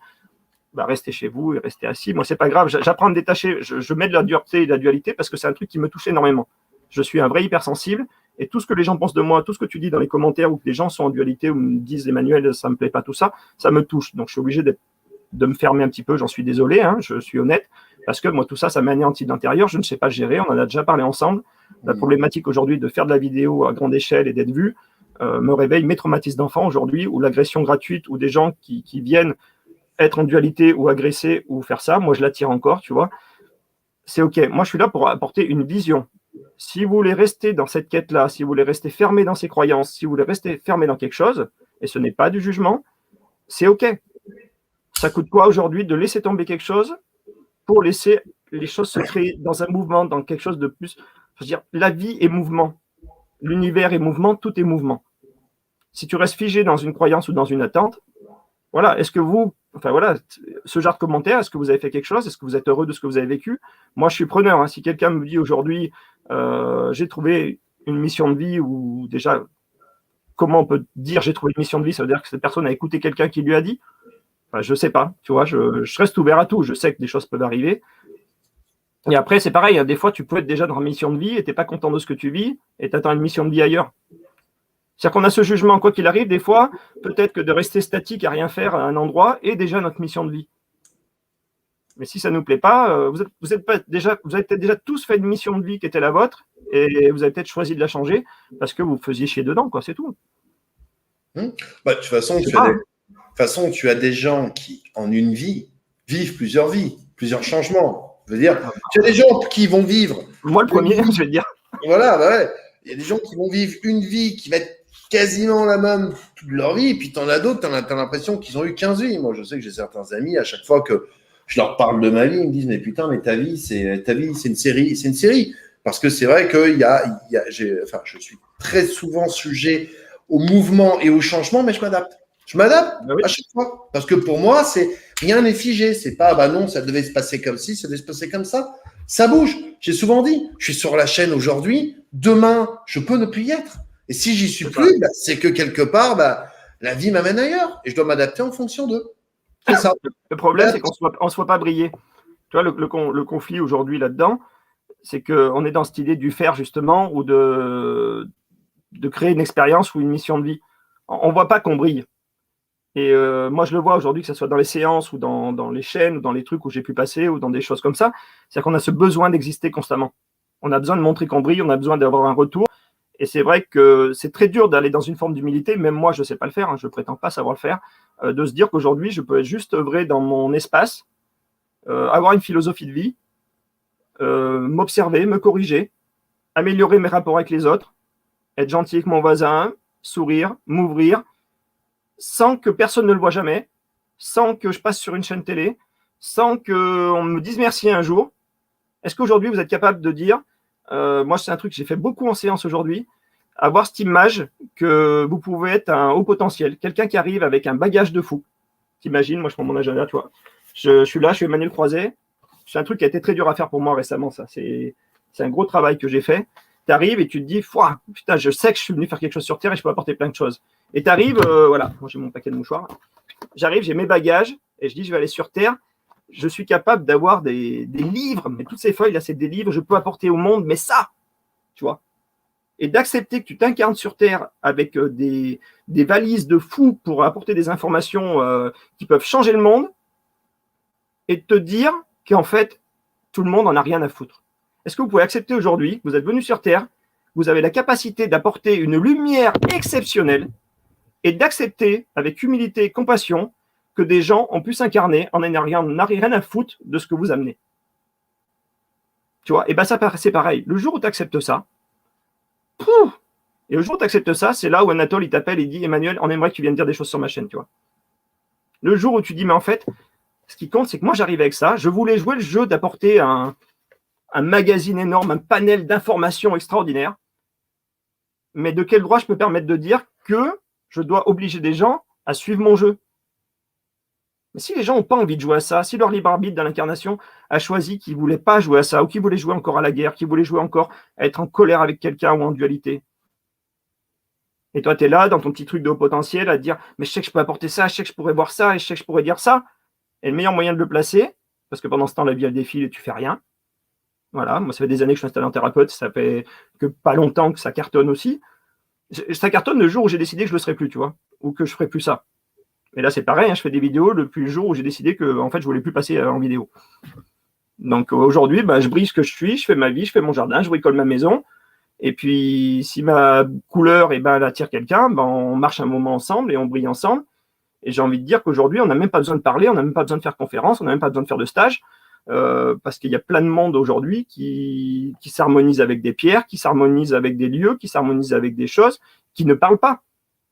Moi, je suis en train de changer un peu mes stages dans le désert ou à Bouguerache et de me dire aujourd'hui que même en faisant une marche avec quelqu'un, j'ai juste à vibrer la couleur que j'ai envie de vibrer. Si les personnes sont ouvertes et accueillent la couleur que je vibre, eh ben, ça aura juste servi à ça. Et il n'y a pas besoin de discours, il n'y a pas besoin d'enseignement.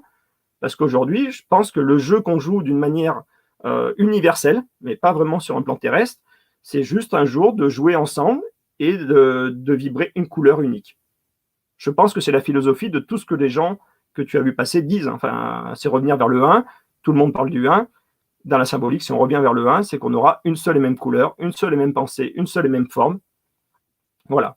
Donc aujourd'hui, moi, je suis une forme d'unité avec des couleurs différentes qui attirent des couleurs différentes. Et dans ces couleurs que j'attire à travers des effets miroirs ou des expériences, eh ben, il y a des couleurs qui me dérangent, des couleurs qui m'aiment.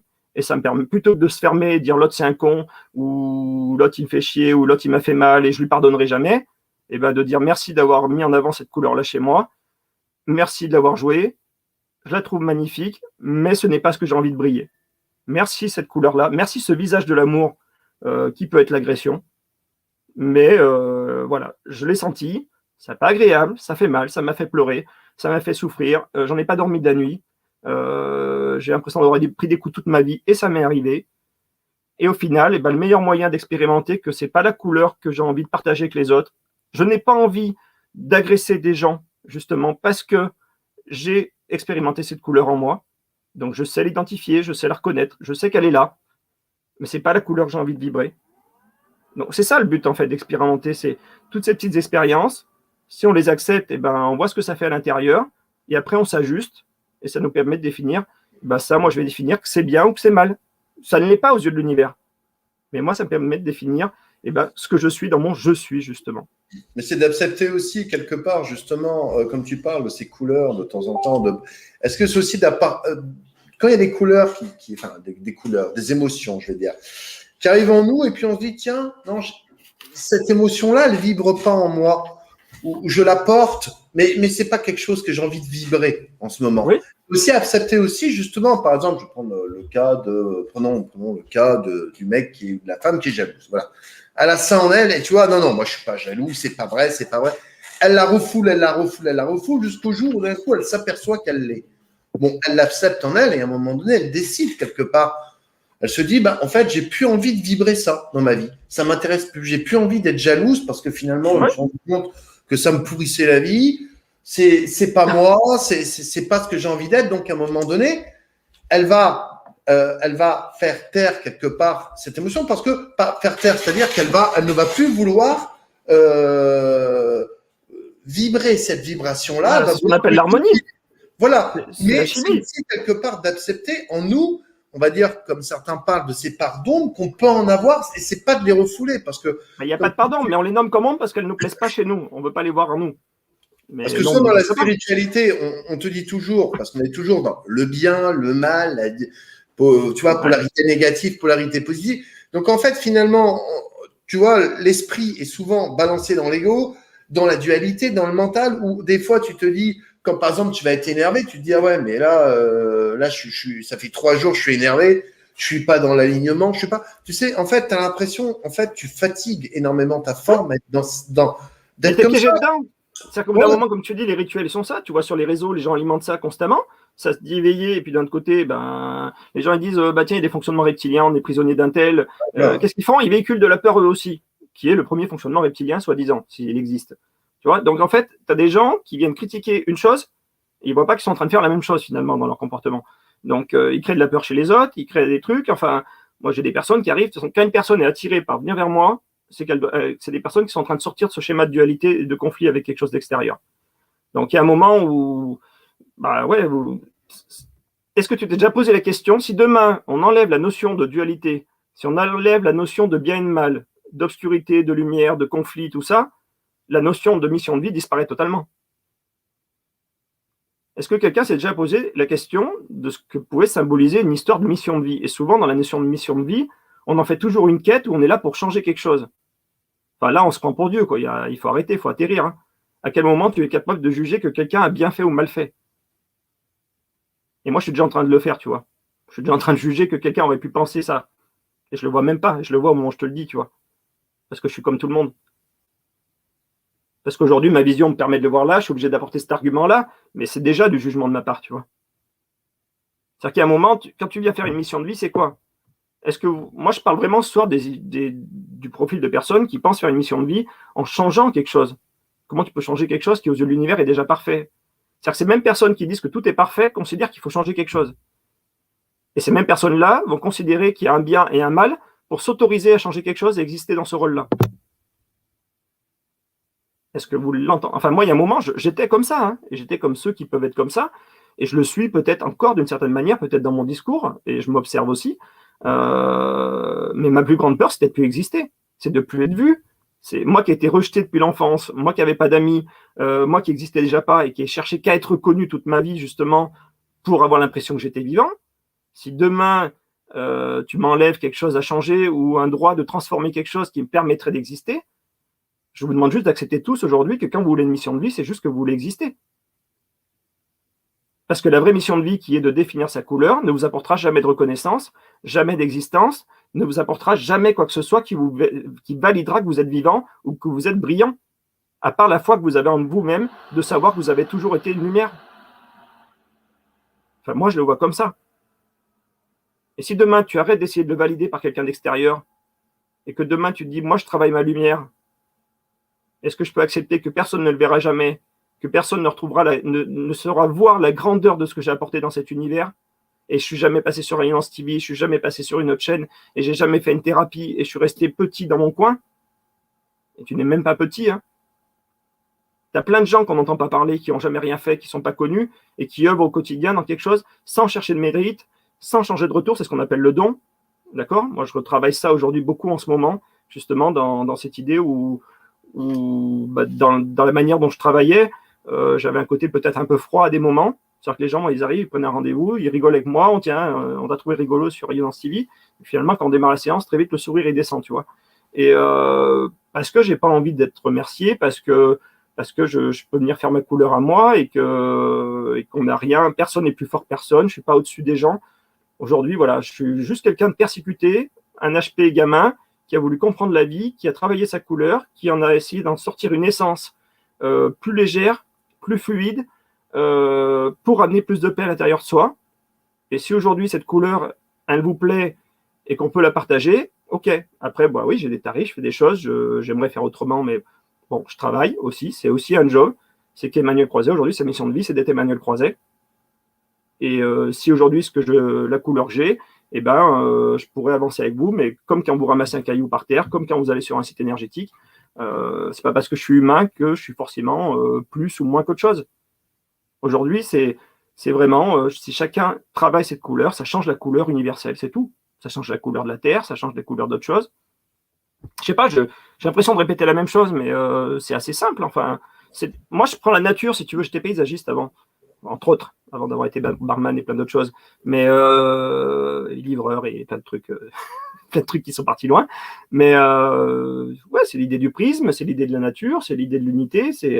T'as un truc, ça se divise et puis ça revient vers une forme d'unité. Enfin, tu reviens au plus simple. On est juste dans un jeu.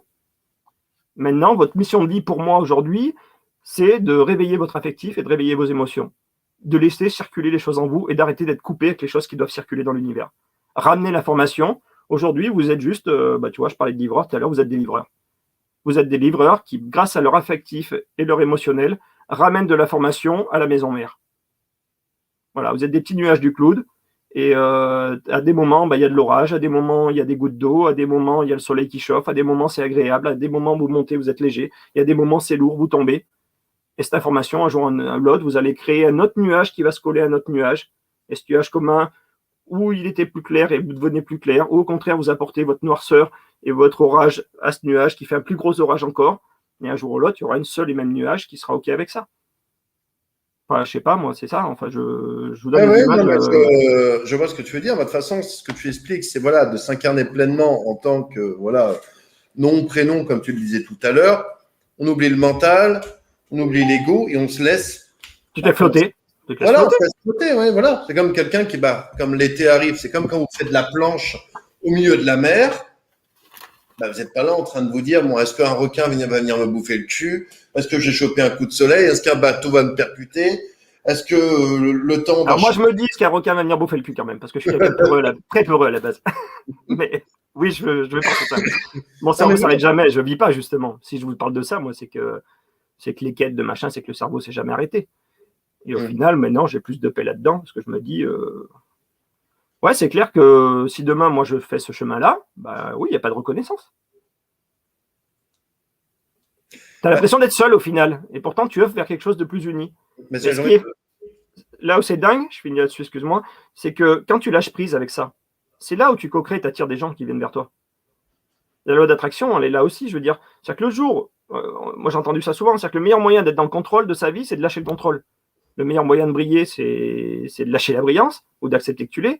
Enfin, le meilleur moyen de réussir sa mission de vie, c'est d'accepter qu'on n'en avait pas. C'est-à-dire, moi, quand je vous fais dire cette phrase en début de séance, c'est juste pour lâcher l'énergie que vous mettez dans ça. Ça ne veut pas dire qu'il n'y a pas de mission de vie, ça ne veut pas dire qu'elle ne va pas se réaliser. C'est juste de lâcher la pression que vous vous mettez à vouloir absolument réaliser ça, alors qu'aujourd'hui, personne ne sait ce que c'est. Est-ce que la mission de vie, c'est de sauver les dauphins? J'en sais rien. Qui je suis pour permettre de juger que c'est bien ou pas bien? Qu'est-ce que j'en sais, ce qu'ils voulaient faire ou pas, ces gentils dauphins? Et comme disait Orelsan, là, si c'était des méchants là, qui viennent nous exploiter pour je sais pas quoi, ou j'en sais rien dans sa chanson, là, j'en sais rien, si les dauphins, c'est des extraterrestres qui nous exploitent, j'en sais rien. Aujourd'hui, moi, toutes ces années où j'ai cru être au-dessus de plein de choses, où j'avais de l'ego démesuré dans plein de trucs, j'accepte juste de me dire qu'en fait, je ne sais rien des choses qui sont à l'extérieur de moi. Je peux jouer avec, le seul truc que je sais faire aujourd'hui, c'est définir ce qui me plaît, ce que j'aime ou ce que j'aime pas. Aujourd'hui, tout le monde fait de la supposition. On fait de la supposition sur des vaccins, on fait de la supposition sur des trucs, on crée de la dualité pour se sentir exister. On crée de la dualité pour faire plein de choses. Moi, je ne sais pas si c'est bien ou pas. Je ne suis pas scientifique et je ne suis pas Dieu pour savoir ce qui a été fait.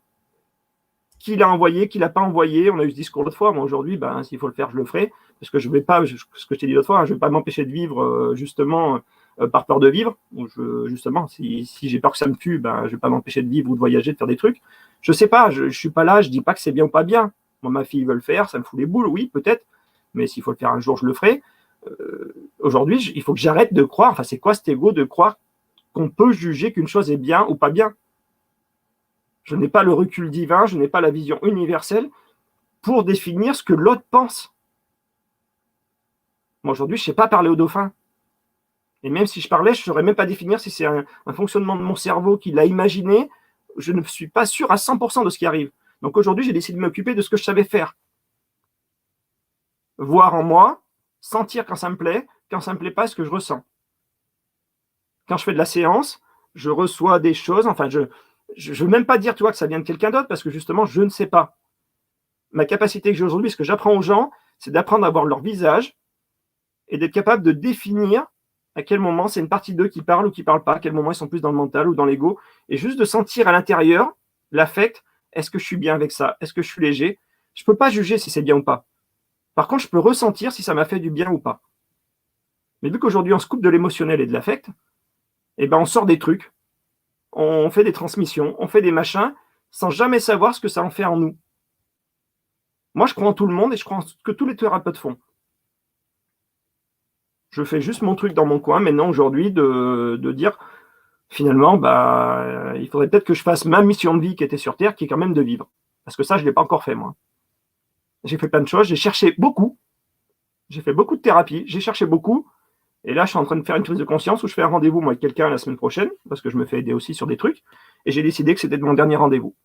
Et que maintenant, l'argent que je mettais dedans, ou les rendez-vous que je faisais, ils allaient passer dans mes enfants, qu'ils allaient passer dans mes proches, et que moi, j'arrêtais, moi, sur ce plan-là, de me faire aider. Enfin, je laisse couler le truc, je m'harmonise, et je lâche ma grappe, ou je me lâche la grappe dans l'idée d'avoir une mission, je lâche la grappe dans l'idée d'arriver à quelque chose, je lâche la grappe dans l'idée de briller d'une certaine manière, je me laisse porter. Et c'est comme si là-haut, d'un seul coup, on me disait « Ah, quand même, t'as lâché. » Tu vois.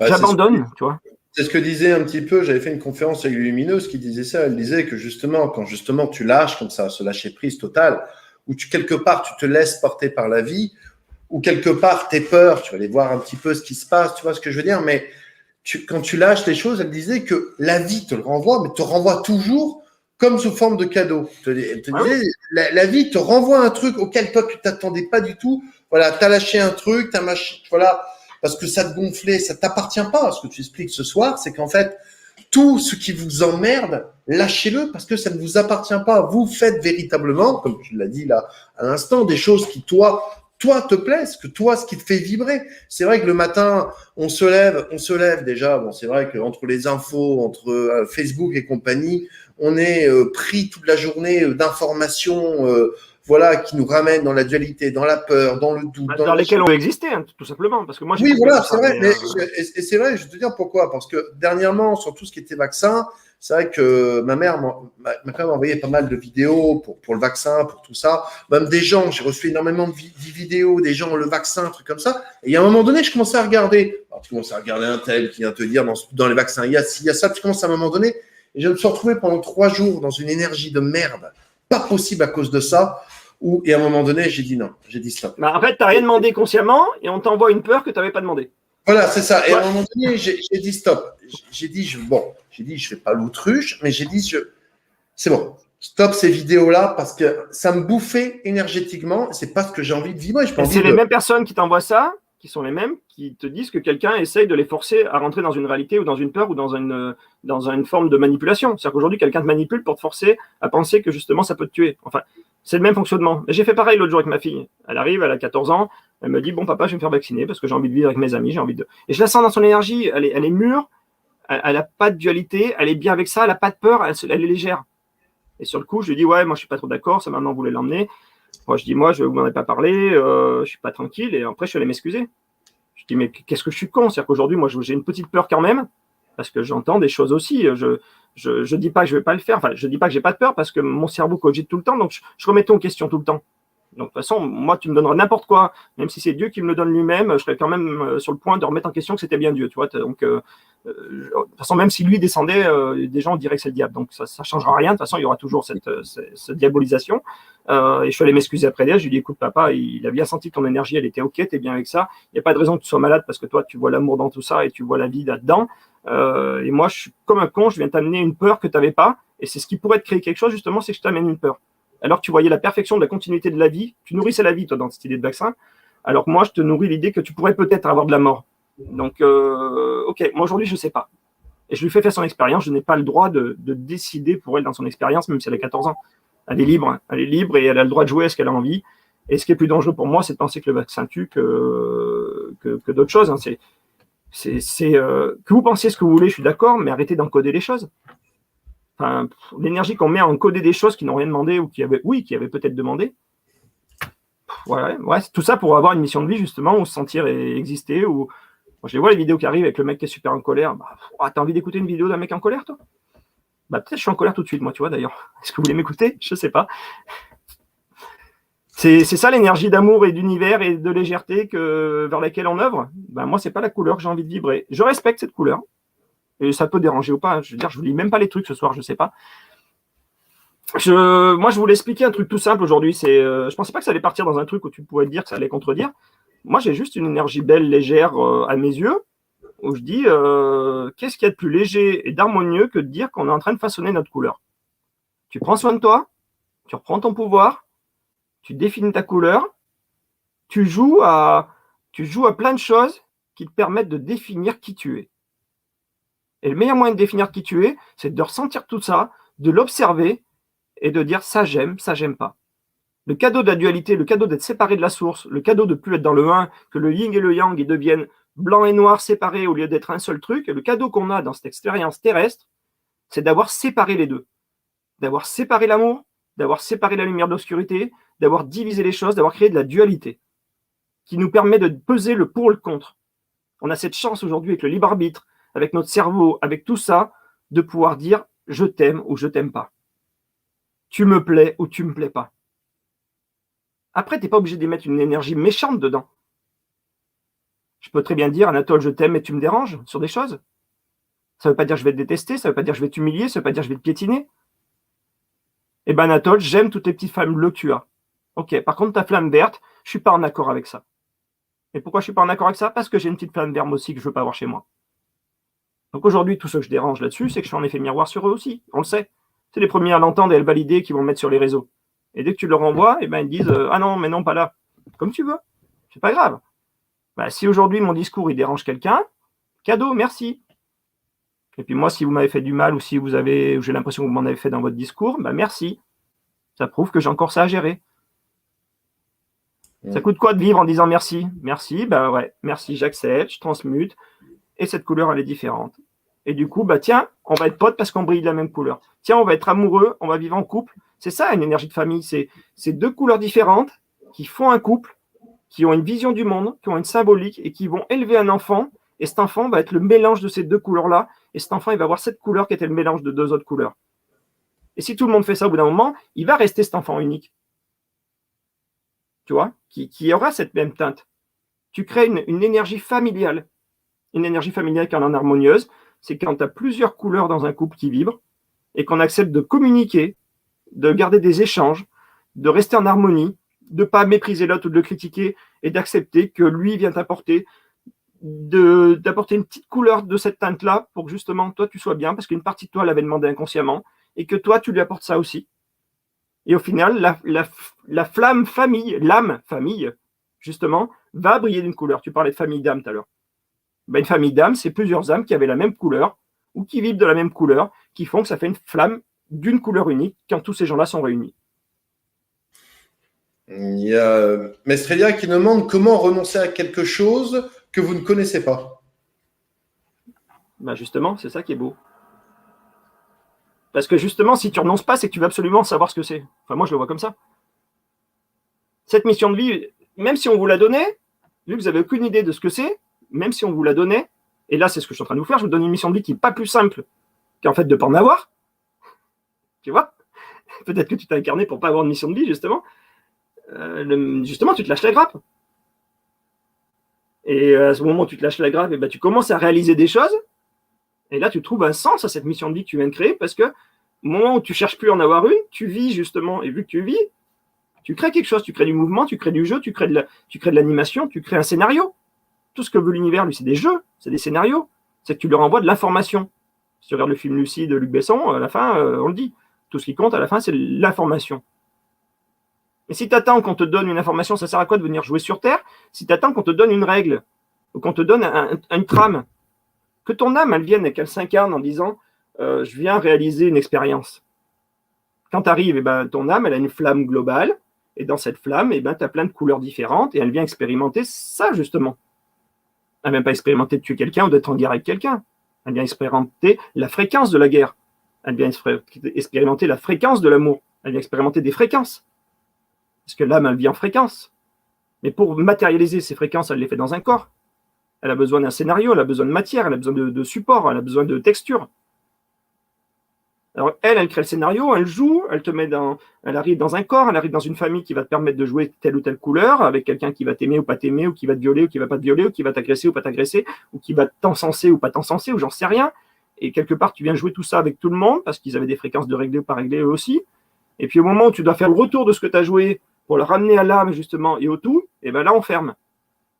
Donc ça passe jamais par cœur. C'est-à-dire qu'on a du plomb, on n'en fait jamais de l'or. C'est-à-dire qu'on a de la matière, on la ramène jamais dans l'univers. Et ça on le porte. On le porte et on le porte et on le porte. Et après les gens me disent, ah bah tiens, je voudrais rentrer dans telle pièce. Bonjour Emmanuel, ah oui, bah moi je suis pas heureux. Oui, en gros, tu veux jouer dans la chambre 46 de l'hôtel. Ouais, c'est ça, ouais. Ouais, j'aime bien la chambre 46. Ok. Et là, tu es dans laquelle? Et ben, il me dit, je suis dans la 45 et j'arrive pas à rentrer dans la 46. Pourtant, la porte est ouverte, hein, et j'arrive pas à rentrer dans la 46. Ah bah oui, regarde. Tu as 2 valises et tu peux pas jouer ces 2 valises dans la chambre 46 en fait. C'est comme un jeu vidéo et tu te dis, voilà, je voudrais jouer le jeu vidéo de la chambre 46, là, dans la nouvelle pièce. On va rentrer dans une pièce, c'est un nouveau jeu. Ok, ah bah monsieur, non, vous pouvez pas jouer avec les 2 valises là. Ah bon, pourquoi? Ben, c'est pas compatible. Voilà, tout est possible, vous pouvez le jouer dans cette dimension-là, vous pouvez le jouer dans ce jeu-là. Vous avez le droit de garder votre valise de je reste en colère contre papa ou maman. Vous avez le droit de garder votre valise de je déteste le monde ou je déteste la société. Vous avez le droit de la jouer là, mais pour jouer dans cette chambre-là, vous devez harmoniser ces 2 valises-là. Elles ne rentreront pas. Cherchez pas, ça passe pas. Regardez, hop, on passe dans tous les sens. Je passe pas par la porte. Donc bonjour monsieur Croiset, je voudrais faire un rendez-vous, je voudrais jouer à la chambre 46. Ok. Ah, mais je ne veux pas lâcher mes valises 42, 43. Alors, ou vous acceptez de rester dans la chambre 45, ou vous acceptez de laisser les valises 42, 43. Qu'est-ce que je suis prêt à laisser mourir pour vivre? On en a déjà parlé dans d'autres conférences, dans les ateliers. Est-ce que je suis prêt à laisser mourir mes 2 valises pour aller jouer dans la chambre 46, ou est-ce que j'accepte de laisser mourir mon rêve d'aller dans la chambre 46 parce que je veux absolument pas lâcher ma valise 42, 43, parce que je veux pas pardonner à un tel ou un tel ou un tel, ou parce que je veux pas lâcher ça? Bonjour monsieur, je voudrais jouer à ma mission de vie. Ok, chambre 47. Ah, j'y arrive pas monsieur. Oui, parce que vous gardez votre valise de j'attends ma mission de vie. Donc si vous voulez jouer à attendre une mission de vie, vous ne pouvez pas jouer à la vivre. Donc si vous laissez tomber votre valise de j'attends la mission de vie, vous pouvez jouer à je vis ma mission de vie. Parce que quand tu attends, tu reçois de l'attente. Quand tu veux jouer l'attente, tu joues l'attente. Je sais pas, c'est pas du Manuel Croiset, ça tout le monde le dit, non? J'en sais rien, je suis pas fou. Peut-être que je suis complètement fou, que c'est de la connerie tout ça, j'en sais rien, moi. Je vous dis juste que depuis que je le vis comme ça, moi ça passe mieux, mais bon. C'est ça, quoi. Il y a justement c'est une question intéressante justement de Stéphane qui dit j'arrive à trouver personne, il arrive à pas trouver de copine, il dit qu'il est moche et il dit malheureusement j'ai pas le karma, j'ai pas le bon karma.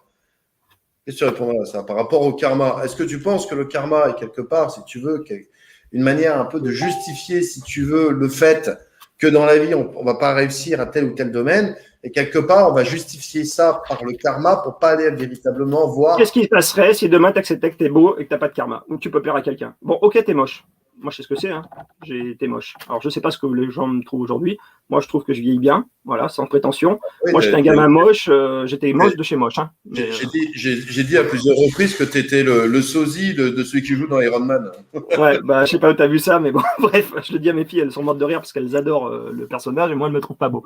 Moi, je sais pas. Moi, j'ai travaillé pendant des années pour essayer de ressembler à quelque chose. Moi, j'étais un gamin introverti, autiste. J'avais la barre de sourcils qui partait de là, qui finissait là. J'avais une touche de cheveux qui ressemblait à rien. J'ai commencé à être regardé par une fille, j'avais 16 ou 17 ans, et juste commencé, et encore peut-être en harcelant trop souvent. Enfin voilà, moi j'avais pas un physique facile, mais pas du tout. Je trouve que je m'en suis pas trop mal sorti, je veux dire, pour l'instant. Mais c'était pas gagné. Hein. Je te dis, moi je plaisais pas du tout, et j'étais celui qu'on regardait pas du tout ailleurs. Donc voilà, à un moment, j'ai mis de l'ego, je me suis transformé, j'ai changé, je me suis éteint d'une autre manière, j'ai été faire du sport, j'ai changé des choses. J'ai voulu jouer dans une autre salle, dans une autre pièce, justement, et j'ai corrigé des choses. Ça n'a pas été gagnant parce qu'aujourd'hui, je passe beaucoup de temps à essayer de redevenir celui que j'étais quand j'étais plus simple. Mais bon, aujourd'hui, voilà, qu'est-ce qui se passerait si tu acceptais que quelqu'un puisse t'aimer? Qu'est-ce qui se passerait si tu acceptais que quelqu'un puisse te plaire? Et puis, il y a la résilience. Ouais, je m'appelle Stéphane, c'est ça? C'est arrêter d'espérer, tu vois, et finalement de laisser les choses se créer. J'accepte, moi, Stéphane, que je ne plairai jamais à personne. Pouf! Et j'accepte que je ne plairai jamais à personne. Putain, plus de pression, plus rien. Je focalise plus sur le fait que je ne plais pas. Et bien, toutes ces portes que je tenais en disant je plais à personne, là, c'est le cas, ça tombe, et pouf, je plais à quelqu'un. Ouais, c'est vrai. Ok. Ben, j'accepte que je suis moche. J'accepte que quand tu fais dire ça à quelqu'un en séance, et ben si celui qui est en séance, il comprend, il lâche. Il dit, mais carrément. Alors celui qui est à côté, il va dire, mais il est taré, ce gars, c'est n'importe quoi. Moi, j'étais à Beauguerage, j'étais avec une copine qui avait la sclérose en plaques, qui aujourd'hui revit, a changé toute sa vie en même pas un an. On est sur le pont Romain à Beauguerage. Je lui dis, maintenant, tu sautes. Tu sautes ou tu me fais plus chier. Si tu traverses, tu vis, et tu nourris que tu vis, ou tu sautes. Et tu sautes tout de suite. C'est fini, quoi. Je veux dire, voilà. Tu choisis, qu'est-ce que tu fais? Tu vis ou tu vis pas? Je dis, par contre, si tu choisis de vivre et de traverser, on nourrit tous les jours que tu vis. Et aujourd'hui, elle vit. Elle m'écoute peut-être. Je ne citerai pas de nom, mais je veux dire, c'est... Bah ok, c'est direct, mais il y a un moment, tu vois, il y a des choix qu'on n'arrive pas à lâcher. Je veux dire, les gens, ils sont là, ils sont accrochés à leur truc. Mais moi aussi, j'essaie d'observer les choses auxquelles je suis encore accroché. Les gens, ils me disent, mais comment on fait pour lâcher prise, Emmanuel? Lâcher prise. J'ai une prise, je lâche prise. Lâcher prise, je lâche prise. Voilà, je suis moche, je m'en sortirai jamais. J'accepte, je suis moche, je m'en sortirai jamais. J'aime bien le Black en ce moment qui fait des trucs sur Internet. La méfie, regarde ça sur TikTok. Le gars, il fait ça là. Il est là, il a son truc. Je sais pas si tu as vu passer, il m'éclate ce gars-là, c'est un Italien. Et il y a des gens, ils font des trucs complètement cons. Et lui, il revient, il fait une vidéo et il montre aux gens et il le fait de manière super simple. Et il regarde les gens, il fait. Mais moi, je suis le premier à être con comme ça. Ça fait des années que des copains, que Gilles Delieuse, qui j'étais bien ami, ou des gens que j'avais vus me disaient, Emmanuel, mais tu t'abandonnes pas, t'es accroché à tes trucs. Mais je dis, ça veut dire quoi? Je comprends pas ce que vous me dites. Je comprends rien. Lâcher prise. Et les gens, ils arrivent aujourd'hui, Emmanuel, mais comment on lâche? Voilà, je déteste un tel. Ok. Justement, il y a Miline qui demande « Bonsoir Emmanuel, je suis tombée enceinte et avant même de le savoir, un mois avant, j'ai ressenti le besoin urgent de me séparer du futur papa. » Donc elle dit « Je devrais donc accepter de lâcher cette valise. » Oui. Bah, si tu l'as lâché, tu l'as lâché. Si aujourd'hui tu repales, c'est qu'il n'est peut-être pas super lâché. Mais j'ai des exemples forts. Moi, j'ai quelqu'un qui est venu un jour, 43 ans, peut pas avoir d'enfant. J'en ai peut-être déjà parlé. Bah oui, elle a été abusée par son grand-père. Elle a eu des trucs compliqués. Forcément, le cerveau, il dit, bah, la vie, elle est dangereuse, donc on va pas faire un enfant dans cette vie dangereuse parce qu'on peut être abusé, violé, il peut nous arriver des choses graves. Donc, elle n'arrive pas à procréer. Elle arrive là, tout ce qu'elle veut, c'est, je veux un enfant, c'est toute sa vie. Au bout d'un moment, on discute, bah, je dis oui, voilà, bah, aujourd'hui, le problème, c'est que cet enfant, il peut pas venir parce que la place est prise par la colère que tu entretiens avec ton grand-père que tu n'as pas réglé. Donc, le meilleur moyen que tu as un enfant aujourd'hui, c'est de montrer à ton cerveau qu'il n'y a pas de danger, donc il faut faire la paix avec ton grand-père. J'ai pas dit que c'était bien ce qu'il t'avait fait. J'ai dit qu'il faut faire la paix, poser ça. Voilà. Aujourd'hui, tu es accroché après ça, ta colère envers lui, donc tes mains sont pas libres pour encollir le joli bébé qui va arriver.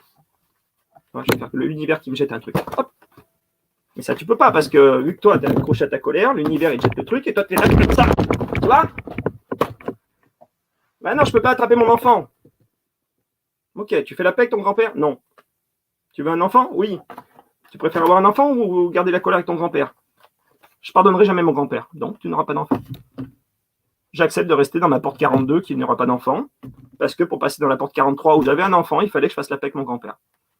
Ça veut pas dire qu'il avait raison. Ok, c'était un gros con. Ça coûte quoi de faire la paix pour que tu te fasses le cadeau absolu d'avoir un bébé qui va t'apporter tout ce que tu avais demandé? Eh ben non, tu préfères rester en colère avec ton grand-père. Voilà. Ben moi, des fois, je m'énerve. On me dit, Manuel, il rend fort tout ça, parce que moi, quand la personne, elle vient, eh ben, elle me dit, je veux un enfant. Et moi, je suis là pour qu'elle ait un enfant. Parce que c'est ce qu'elle veut dans son cœur. Donc quand je lui dis, bah, faut que tu lâches ça, et que je le dis avec des mots comme je vous l'ai dit, bah, bien sûr qu'elle n'a pas envie d'entendre ça, et qu'elle dit, Manuel, c'est un con, et que c'est n'importe quoi, parce qu'il veut que je pardonne à mon grand-père qui m'a violé. Et je ne suis pas en train de dire qu'il faut que ton grand-père, c'était quelqu'un de bien. Je suis juste en train de dire que tu veux un gamin. Je ne suis pas sponsorisé. Hein. Tu vois, enfin, je sais pas, moi, j'ai souffert toute ma vie, moi, je sais ce que c'est. Quand quelqu'un y arrive et il me dit, je souffre, moi, je suis là, je vais dire un truc, je suis là pour vous faire avaler quelque chose que vous refusez d'avaler. C'est-à-dire que quand une personne, elle arrive, alors je rebondis là-dessus, hein, je pense qu'on s'écarte de la question de tout ça, mais ça, d'habitude, je fais toujours comme ça, mais ça doit parler à quelqu'un. Tu nous fais aggraver, c'est grave, une vie. Ok, ben on verra. En tout cas, vous imaginez un truc, c'est-à-dire que aujourd'hui, vous êtes une personne et vous émanez des milliards de fréquences. Ces fréquences, elles symbolisent des mots particuliers. D'accord? Là, je suis plus dans ma façon de travailler, que j'ai encore changé aujourd'hui. C'est-à-dire que maintenant, je fais plus des petites phrases et des résiliences. C'est-à-dire qu'on arrive, on identifie, on lâche. C'est-à-dire que mon job, on m'a dit ça il y a quelques années, on m'a dit, Emmanuel, tu es un transmuteur. Bon, c'est un mot qui est comme d'autres, mais c'est vrai que je comprends la symbolique aujourd'hui. C'est-à-dire que moi, ce que j'ai développé aujourd'hui en voulant être le thérapeute que j'aurais toujours voulu avoir, c'est-à-dire que moi, je n'ai jamais trouvé le thérapeute que j'aurais voulu, parce qu'il manquait toujours quelque chose. Par contre, je me suis acharné, entre guillemets, à devenir celui que j'aurais voulu être pour quelqu'un. Enfin, celui que j'aurais voulu trouver pour moi. C'est-à-dire que je suis devenu le thérapeute que j'aurais voulu avoir. Et le thérapeute que j'aurais voulu avoir, c'est un thérapeute qui fait vite, qui est efficace, qui transmute tout de suite, et parce que moi j'ai cette course au temps, c'est mon truc de gamin, tu vois. Et ce traumatisme, en fait, j'en ai fait une qualité. C'est-à-dire que moi, j'arrive dans l'idée du Christique, enfin, c'est pas pour dire que je suis le Christ, hein, je dis pas ça, mais c'est du lève-toi et marche. C'est-à-dire pourquoi faire des trucs compliqués alors que la personne peut te dire, bon, aujourd'hui, j'accepte de lâcher ma mission, et paf, t'enlèves ce poids, c'est comme si tu avais le truc, j'accepte, j'aurai jamais de mission. Tu le passes par cœur, c'est transmuté. C'est réglé. Comment on peut transmuter en 1 heure? C'est-à-dire que dans votre vie, vous avez des milliards de fréquences. Ces fréquences, elles émanent autour de vous. Et justement, pour les expérimenter, pour les vibrer, pour les valider, vous devez les accepter. Vous devez les laisser passer dans votre corps. Votre corps doit les ressentir pour que ça passe dans l'univers, justement. Donc, moi, mon job, c'est de vous faire avaler ces trucs-là avant que la matière vous les fasse avaler. Donc, c'est clair qu'une séance d'1 heure, c'est pas agréable. Parce que je suis là pour vous faire bouffer un truc que vous refusez de bouffer. C'est-à-dire que ça fait des années qu'il y a l'univers vous tient une cuillère que vous devez avaler pour qu'elle passe enfin dans le cœur et qu'elle soit transmutée, et on n'en parle plus. Et nous, on s'acharne à repousser tout ça, à ne pas le vouloir. Après, la personne, elle prend rendez-vous. Bonjour Emmanuel, voilà, j'ai ça qui ne va pas. Bah oui, je vous montre, aujourd'hui, vous avez telle fréquence qui n'est pas réglée. Pour la transmuter, il faut que ça passe par vous, vous l'acceptez, et après, ça part dans l'univers, cette fréquence est réglée, vous avez une couleur qui est différente, et vous allez attirer des couleurs qui correspondent à cette nouvelle couleur. Donc, le problème ne se répétera pas. Sauf que les gens, au moment où tu leur dis bonjour, huile de foie de morue, ouvrez la bouche, il faut l'avaler. J'accepte de pardonner à mon grand-père. Non, je ne mangeais pas cette cuillère. Ok, c'est pas grave. Bah oui, j'ai essayé de vous faire avaler une cuillère, que l'univers vous essaye de vous faire avaler, parce que tant que vous ne l'aurez pas transmuté, vous viendrez, et c'est là que tu fais ce fameux karma, ou je ne sais pas quoi, c'est qu'en fait, tu es déjà venu pour essayer de pardonner quelque chose à quelqu'un, ou essayer de comprendre l'expérience, et vu que tu la transmutes jamais, que tu ne l'acceptes pas, ça se reproduit. Tu me fais un peu penser dans l'énergie, là, tu sais, moi qui je regarde la série en ce moment, Lucifer Morningstar. Moi, j'adore. Un peu au personnage, là, je trouve, ce soir. Mais j'adore. Et tu sais jusqu'où ça va aller plus loin, sans prétention? C'est que j'avais une discothèque que je finis de payer au mois de juillet parce que j'ai coulé il y a quelques années. Et ma boîte de nuit s'appelait Lux LUX. Ah ouais? Ah non, je te jure, hein. Tu peux regarder Internet, tu tapes Emmanuel Croiset le Luxe. Ma boîte de nuit s'appelait le Luxe. Ah, c'est rigolo, ça. C'est énorme. Hein. Et moi, cette série, je l'ai regardée, mais le fait d'inverser les rôles, parce que Lucifer, c'est le révélateur de lumière, il est là pour répondre à ce que nous, on créer une dualité, pour se voir briller. Il est là pour réveiller notre lumière à travers des actes de dualité ou des actes d'opposition qu'on va se faire. Moi, j'adore la symbolique. Et puis là, il est en train. Alors, je ne vais pas spoiler, mais quand il finit Dieu, c'est juste exceptionnel. Mais moi, je trouve ça Enfin, j'adore. Ah ouais, moi aussi, c'est une série. D'inverser les rôles, de mettre l'image différente. Et moi, c'est ma philosophie d'apporter un autre regard sur les choses. Je ne vais pas te dire que c'est vrai. Hein. Alors, mais après, voilà. Il y a une question, une personne qui me demande si ne pourrait-on pas considérer qu'une vocation, est-ce que ça ne serait pas une mission de vie? Et la personne demande, est-ce que la vocation est quelque chose qui est donné déjà à la naissance? Moi, j'ai un truc qui cloche à chaque fois pour moi, c'est cette notion de quelqu'un qui vient introduire en toi. Alors, si tu es consentant, je trouve ça sympa. S'il y a de la vaseline, c'est encore mieux. Ouais, je sais que t'aimes bien cet humour, Anatole. Je sais pas, mais il est où ton rôle divin quand tu considères que quelqu'un vient te donner? T'es plus Dieu si on te donne. T'es que le second. Alors moi, je sais pas, vous pensez ce que vous voulez. Hein. Moi, je te donne une réflexion, c'est philosophique, là, on n'est plus dans de la thérapie. Hein. Pourquoi on veut toujours ramener cette idée-là? C'est ça, posez-vous la question, pourquoi j'ai toujours besoin de ramener que quelque chose d'extérieur? Je dois régler quelque chose d'extérieur doit s'apporter à moi. Et pourquoi ça ne serait pas toi qui as choisi de jouer ça? Et pourquoi c'est pas toi qui aurais choisi ce package? Et pourquoi c'est pas toi qui aurais choisi ton scénario? Et même dans la notion d'unité, pourquoi tu te divises de Dieu? Si c'est quelque chose de grand ou d'au-dessus de toi qui t'a donné une information, si tout est un, pourquoi tu te divises de cette chose qui t'a donné l'information? Alors peut-être que sur un plan matière, on n'est pas les mêmes. Sur un plan énergétique, on est tous un. quand moi je me fais le cadeau de régler quelque chose ou d'apporter quelque chose à quelqu'un ou de faire quelque chose, je fais un cadeau aussi aux autres. Ok, ça ne sera pas reconnu sur Terre. Alors peut-être que quand on va revenir au milieu d'âmes et dans une séparation intermédiaire, les autres âmes vont dire « Ouais, mais quand tu as changé ça sur toi, ce que ça a pu changer sur nous, c'était génial. Merci. » Alors oui, on va te dire merci sur un plan d'âme. Et sur un plan universel encore plus loin, vu qu'on va revenir au 1, tout ce que tu as fait pour toi, tu l'as fait pour toi parce que tu étais un. Donc au bout d'un moment, tu vas juste comprendre que tu étais cette flamme, que tu as toujours été cette flamme unique qui a joué à avoir différentes couleurs. On est juste des flammes, on est juste des cristaux qui se faisons croire qu'on a toutes les couleurs, mais au final, on a toujours été un seul et même cristal. Tu vois, l'autre jour, ça me fait penser, j'ai eu Malou au téléphone, tu vois, l'autre jour, on s'est appelé, ça fait un petit moment qu'on ne s'était pas eu, et elle me dit une phrase, et j'ai dit, il faut que je la ressorte parce qu'elle était belle. Elle me dit, il m'est arrivé ça, je suis passé par toutes les couleurs de l'arc-en-ciel. Tu vois, je dis, ce truc-là, il faut que je me rappelle pour Anatole. Je ne sais pas ce que ça veut dire, je ne sais pas pourquoi, mais elle m'a parlé dans la symbolique de ce qu'on est en train de dire ce soir, tu vois. Comme si tu jouais à passer par toutes les couleurs de l'arc-en-ciel. Et finalement, l'arc-en-ciel, c'est joli, et puis il arrive après la pluie, donc ok, il y a eu des expériences, il y a eu de l'orage, c'était pas agréable, et puis une fois que tu apportes la paix, et ben voilà, tu as expérimenté toutes ces couleurs. Moi, j'ai envie de dire qu'on vient jouer sur Terre avec toutes les couleurs de l'arc-en-ciel. Oui, c'est vrai. Ça, je suis d'accord avec cette image. C'est-à-dire que dans la vie, il faut. Moi, je trouve bien justement quelque part aussi des fois un peu des changements qu'ils peuvent avoir. Moi, ça m'a jamais plu finalement cette vie linéaire. J'en ai jamais voulu de cette vie. Ouais, moi non plus. Linéaire, si tu veux, une ligne où il se passe rien, je voulais pas de ça. Je voulais pas de ça. Et c'est pour ça que quelque part, c'est ça que je trouve ça génial sur la chaîne, parce que je reçois des intervenants qui pensent tous très différents. Alors, quelque part, ça rejoint. On se rejoint dans le message, au fond, ça se rejoint, mais on va parler d'un sujet, on peut parler du même sujet, et ça peut être très différent. Là, tu vois, là, ce soir. On apporte une teinte différente au même sujet.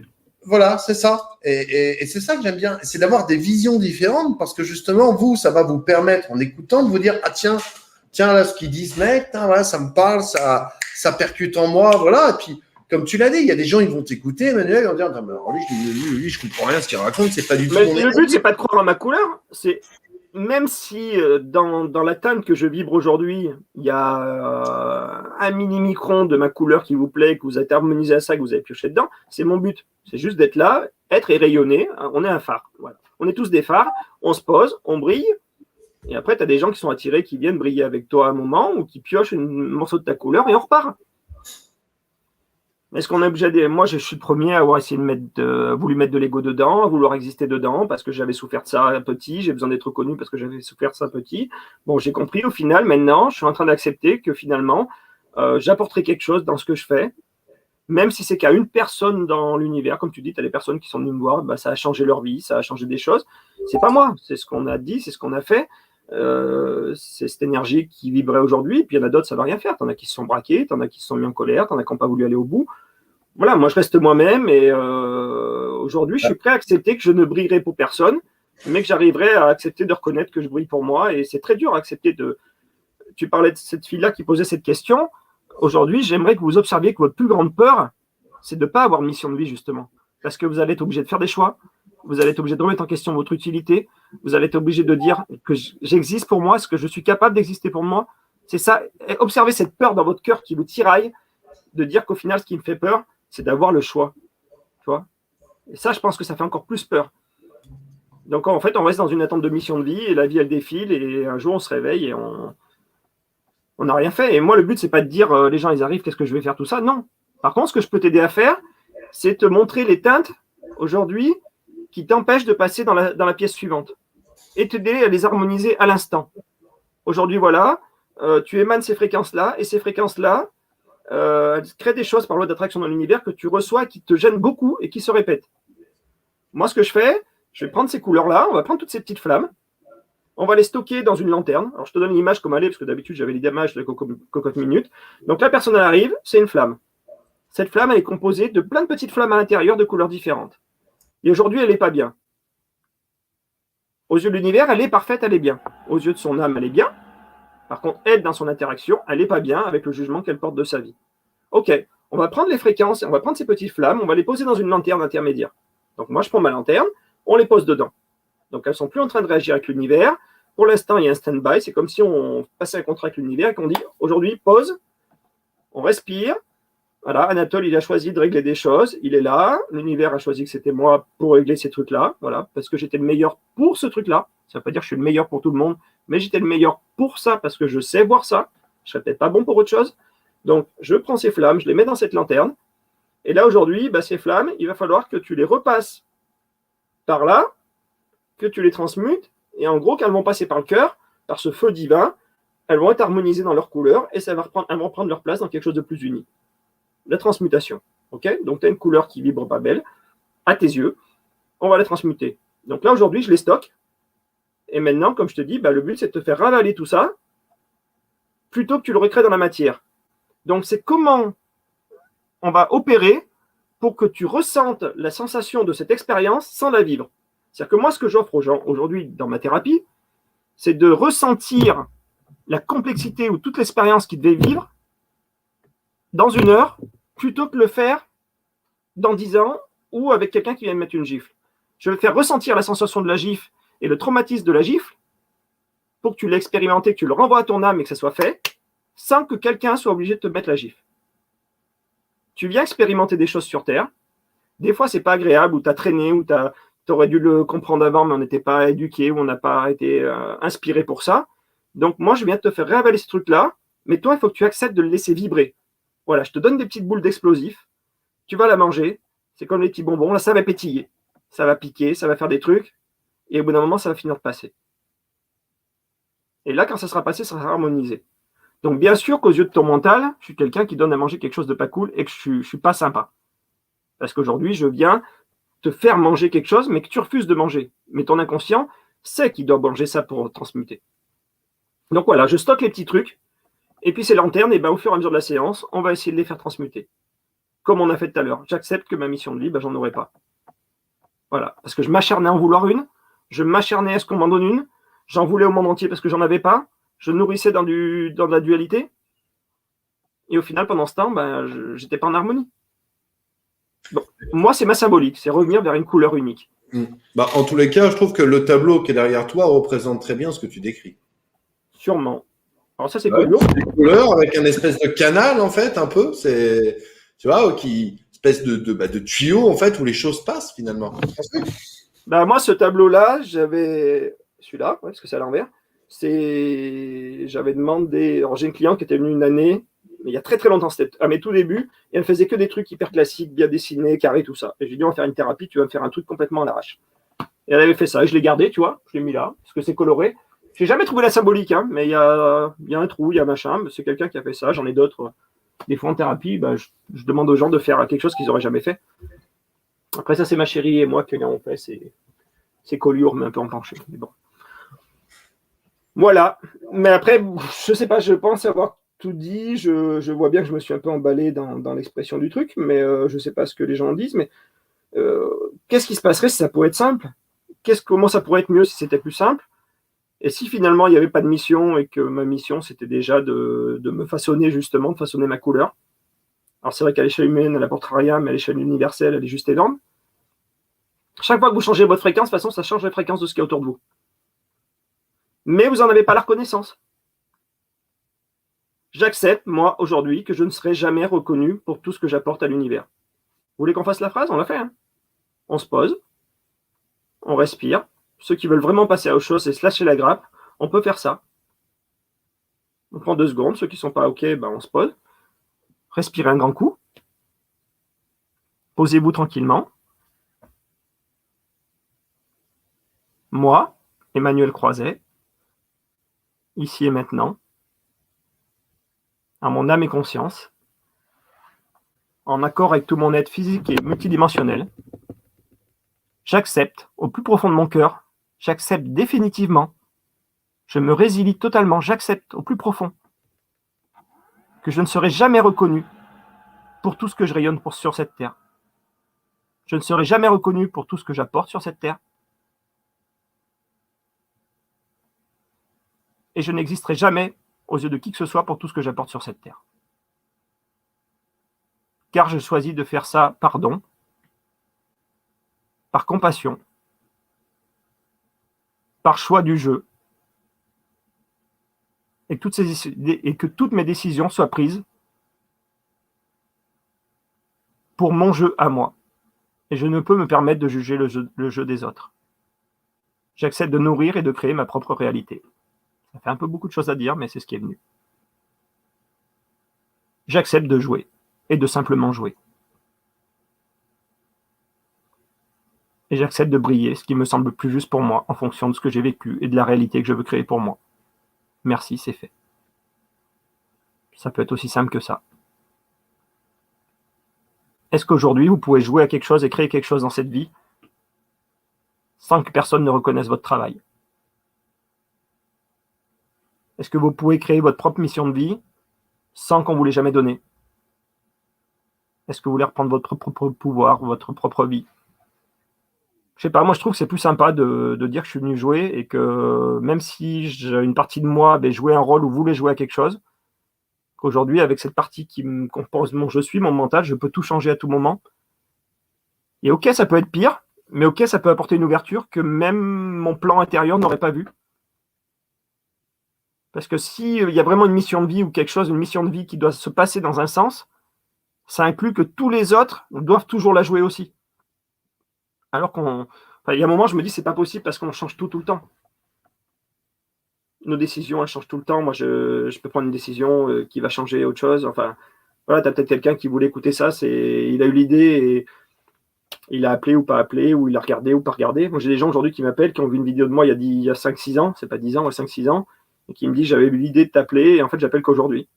Enfin, j'avais peut-être pas la bonne couleur, et puis les gens me disent, c'était peut-être pas le moment. Si, c'est le moment quand tu as l'idée. Hein. Ah oui, ça, je suis entièrement d'accord avec toi. Il y a des idées comme ça qui arrivent à un certain moment dans la vie, c'est le moment. Et ça doit se faire. Souvent, si, ouais. Tu amènes certainement, tu peux avoir une idée qui va pas se faire, et puis voilà, c'est de lâcher, c'est de se dire, voilà, moi j'avais l'idée de ce sommet déjà, c'est presque 1 an et demi, je suis sur l'idée du sommet qu'on va faire là, à la fin, enfin, à la rentrée. Je trouvais pas d'informaticien, voilà, puis à un moment donné, j'ai lâché, j'ai dit, c'est pas le moment, ça viendra quand ça viendra. Et là, j'ai trouvé, tu vois. Mais oui. Ça se met en place. Ouais, ça se met en place, c'est lâcher. Et ça, c'est vrai moi, que. j'ai accepté que je ne servirais à rien. J'ai accepté que je ne servirais à rien. J'ai accepté que j'avais un ordinateur gavé d'informations et que je ne servirais à rien. Mais avec amour, tu vois, c'est pas histoire. C'est sûr, si vous faites ça avec une énergie de lamentation ou de plainte et de colère envers quelque chose, bien sûr que ça ne va pas créer le même truc, c'est pas de la résilience. J'accepte de je ne servir à rien, c'est juste que je m'accorde aujourd'hui de me lâcher l'obligation, la pression que je me mets à vouloir obtenir quelque chose. Comme si je l'exigeais de l'univers. Comme si j'exigeais, tu vois ce que je veux dire? Cette mission de vie, et qu'en fait, on ne me le donne jamais. Donc en fait, inconsciemment, je déclenche une colère. Parce que je vieillis, le temps il passe, et Dieu ne me donne pas ma mission de vie. Moi, je te garantis qu'il y a un paquet de monde qui est en colère contre l'univers et Dieu, quand on gratte un peu. Parce qu'on se sent seul, on se sent abandonné, on se sent livré à nous-mêmes, sans mode d'emploi. Et le problème, c'est pas ça. Le peur, c'est qu'il n'y a pas de mode d'emploi, parce qu'on nous a fait le cadeau, justement, parce que si Dieu est tout amour, justement, il nous a fait le cadeau de pouvoir jouer à ce qu'on voulait, parce qu'il n'y a que de l'amour, et il respecte tous les choix qu'on ferait, parce que quand tu aimes vraiment quelqu'un, tu le laisses vivre ce qu'il vient à vivre. C'est ce que j'ai fait avec ma fille l'autre jour en disant que j'ai corrigé mon discours. C'est ce que tu fais avec une femme, c'est ce que tu fais avec quelqu'un. Ce qu'on devrait faire, c'est quand tu aimes quelqu'un, moi aujourd'hui, ma femme, elle se barre, elle part avec un autre. Si je l'aime et que j'ai envie qu'elle soit heureuse, si justement je l'aime et qu'elle est heureuse avec quelqu'un d'autre, je serais supposé être heureux. Parce qu'elle est heureuse. Quand tu aimes quelqu'un, tu es heureux qu'il soit heureux. Je l'oblige pas à rester avec toi. Ah non, hein, moi, ça, je le fais, par contre, tu vois. Ça, c'est un truc. Demain, voilà. Non, je suis d'accord avec toi. Je pars avec ma femme. Si moi, j'ai juste été l'intermédiaire pour vous rencontrer, pour faire cette rencontre, moi, si je l'aime vraiment, normalement, je suis heureux parce qu'elle est heureuse. Voilà. Et pareil, si je prends ta femme.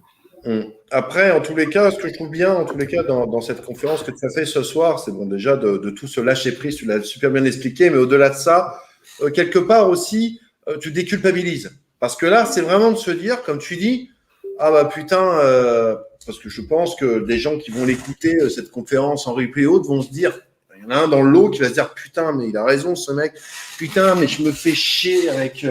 j'ai de la rancœur après ma mère, ça fait des années sur tel sujet, putain, c'est bon, je lâche. Tu vois, Il y a des gens pour qui ça va, voilà, et ça, c'est ça. Qu'est-ce que ça m'apporte si je suis plus en colère après elle? Et des fois, les gens, tu te poses, tu dis, mais qu'est-ce qui t'arrive si jamais ça va. Qu'est-ce que va être ta vie? Posez-vous la question. Et je vous la pose aujourd'hui. C'est quoi votre vie si demain, il n'y avait pas de mission de vie, en fait? Qu'est-ce que tu en ferais? Qu'est-ce que tu ferais de ta vie s'il n'y avait pas de mission de vie? Est-ce que vous êtes déjà posé cette question? Est-ce que tu t'es déjà mis face à ça? Tu vois? Et le fait d'accepter qu'il n'y en a pas, ben, tu commences de vivre. Et vu que tu vis, tu crées du mouvement, tu crées de la rencontre, tu fais des trucs, et d'un seul coup, ce message de mission de vie, il t'arrive à toi. Qu'est-ce que vous feriez si finalement vous n'aviez rien à faire sur cette terre? Et si c'était votre plus grande peur de rien avoir à faire, justement? Bah, en fait, la question intéressante, ce serait de dire à une personne, écoute, il te reste 1 an à vivre, qu'est-ce que tu as envie de faire? C'est pareil. C'est comme si on disait à quelqu'un, voilà, voilà, vous avez une maladie très grave, vous pouvez mourir à chaque instant. Voilà, là, le processus s'enclencher en vous. Ou même à l'envers, vous pouvez vivre à chaque seconde. Voilà, ouais. Parce qu'il reste que ça.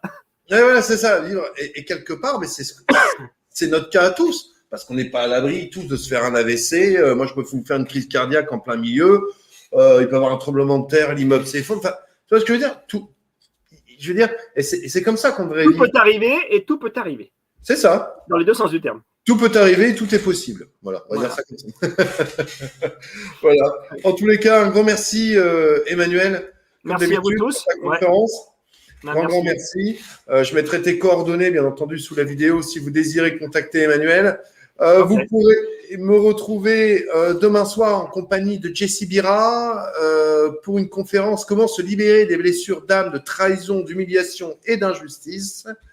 Et vous pourrez me retrouver, ça sera jeudi soir avec Romain Delair pour une conférence Sexe et Paix.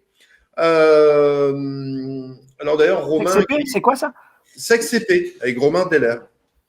Voilà. Sexe et Paix. Sexe et Paix. En fait, il va faire tout. Romain Delair, il est un peu dans la même mouvance, si tu veux, que Frank Lobday. Ah, d'accord, ok. Voilà. Voilà, c'est un peu comme toi, c'est-à-dire que quand tu as, voilà, ce genre de personne qui, pareil, ça va secouer. Ça va secouer. C'est le titre Sexe et Paix, mais on parlera pas de Peace and Love. Non, c'est pas ça. Mais voilà, peut-être une conférence aussi très sympa. Écoutez, merci à vous tous de nous avoir suivis ce soir. Très très belle nuit à tout le monde. Et puis écoutez, je vous dis à demain soir pour une nouvelle aventure. Voilà. Et moi, je vous aime quand même. Merci Emmanuel, merci à tout le monde. Bisous, bisous. Bisous, ciao.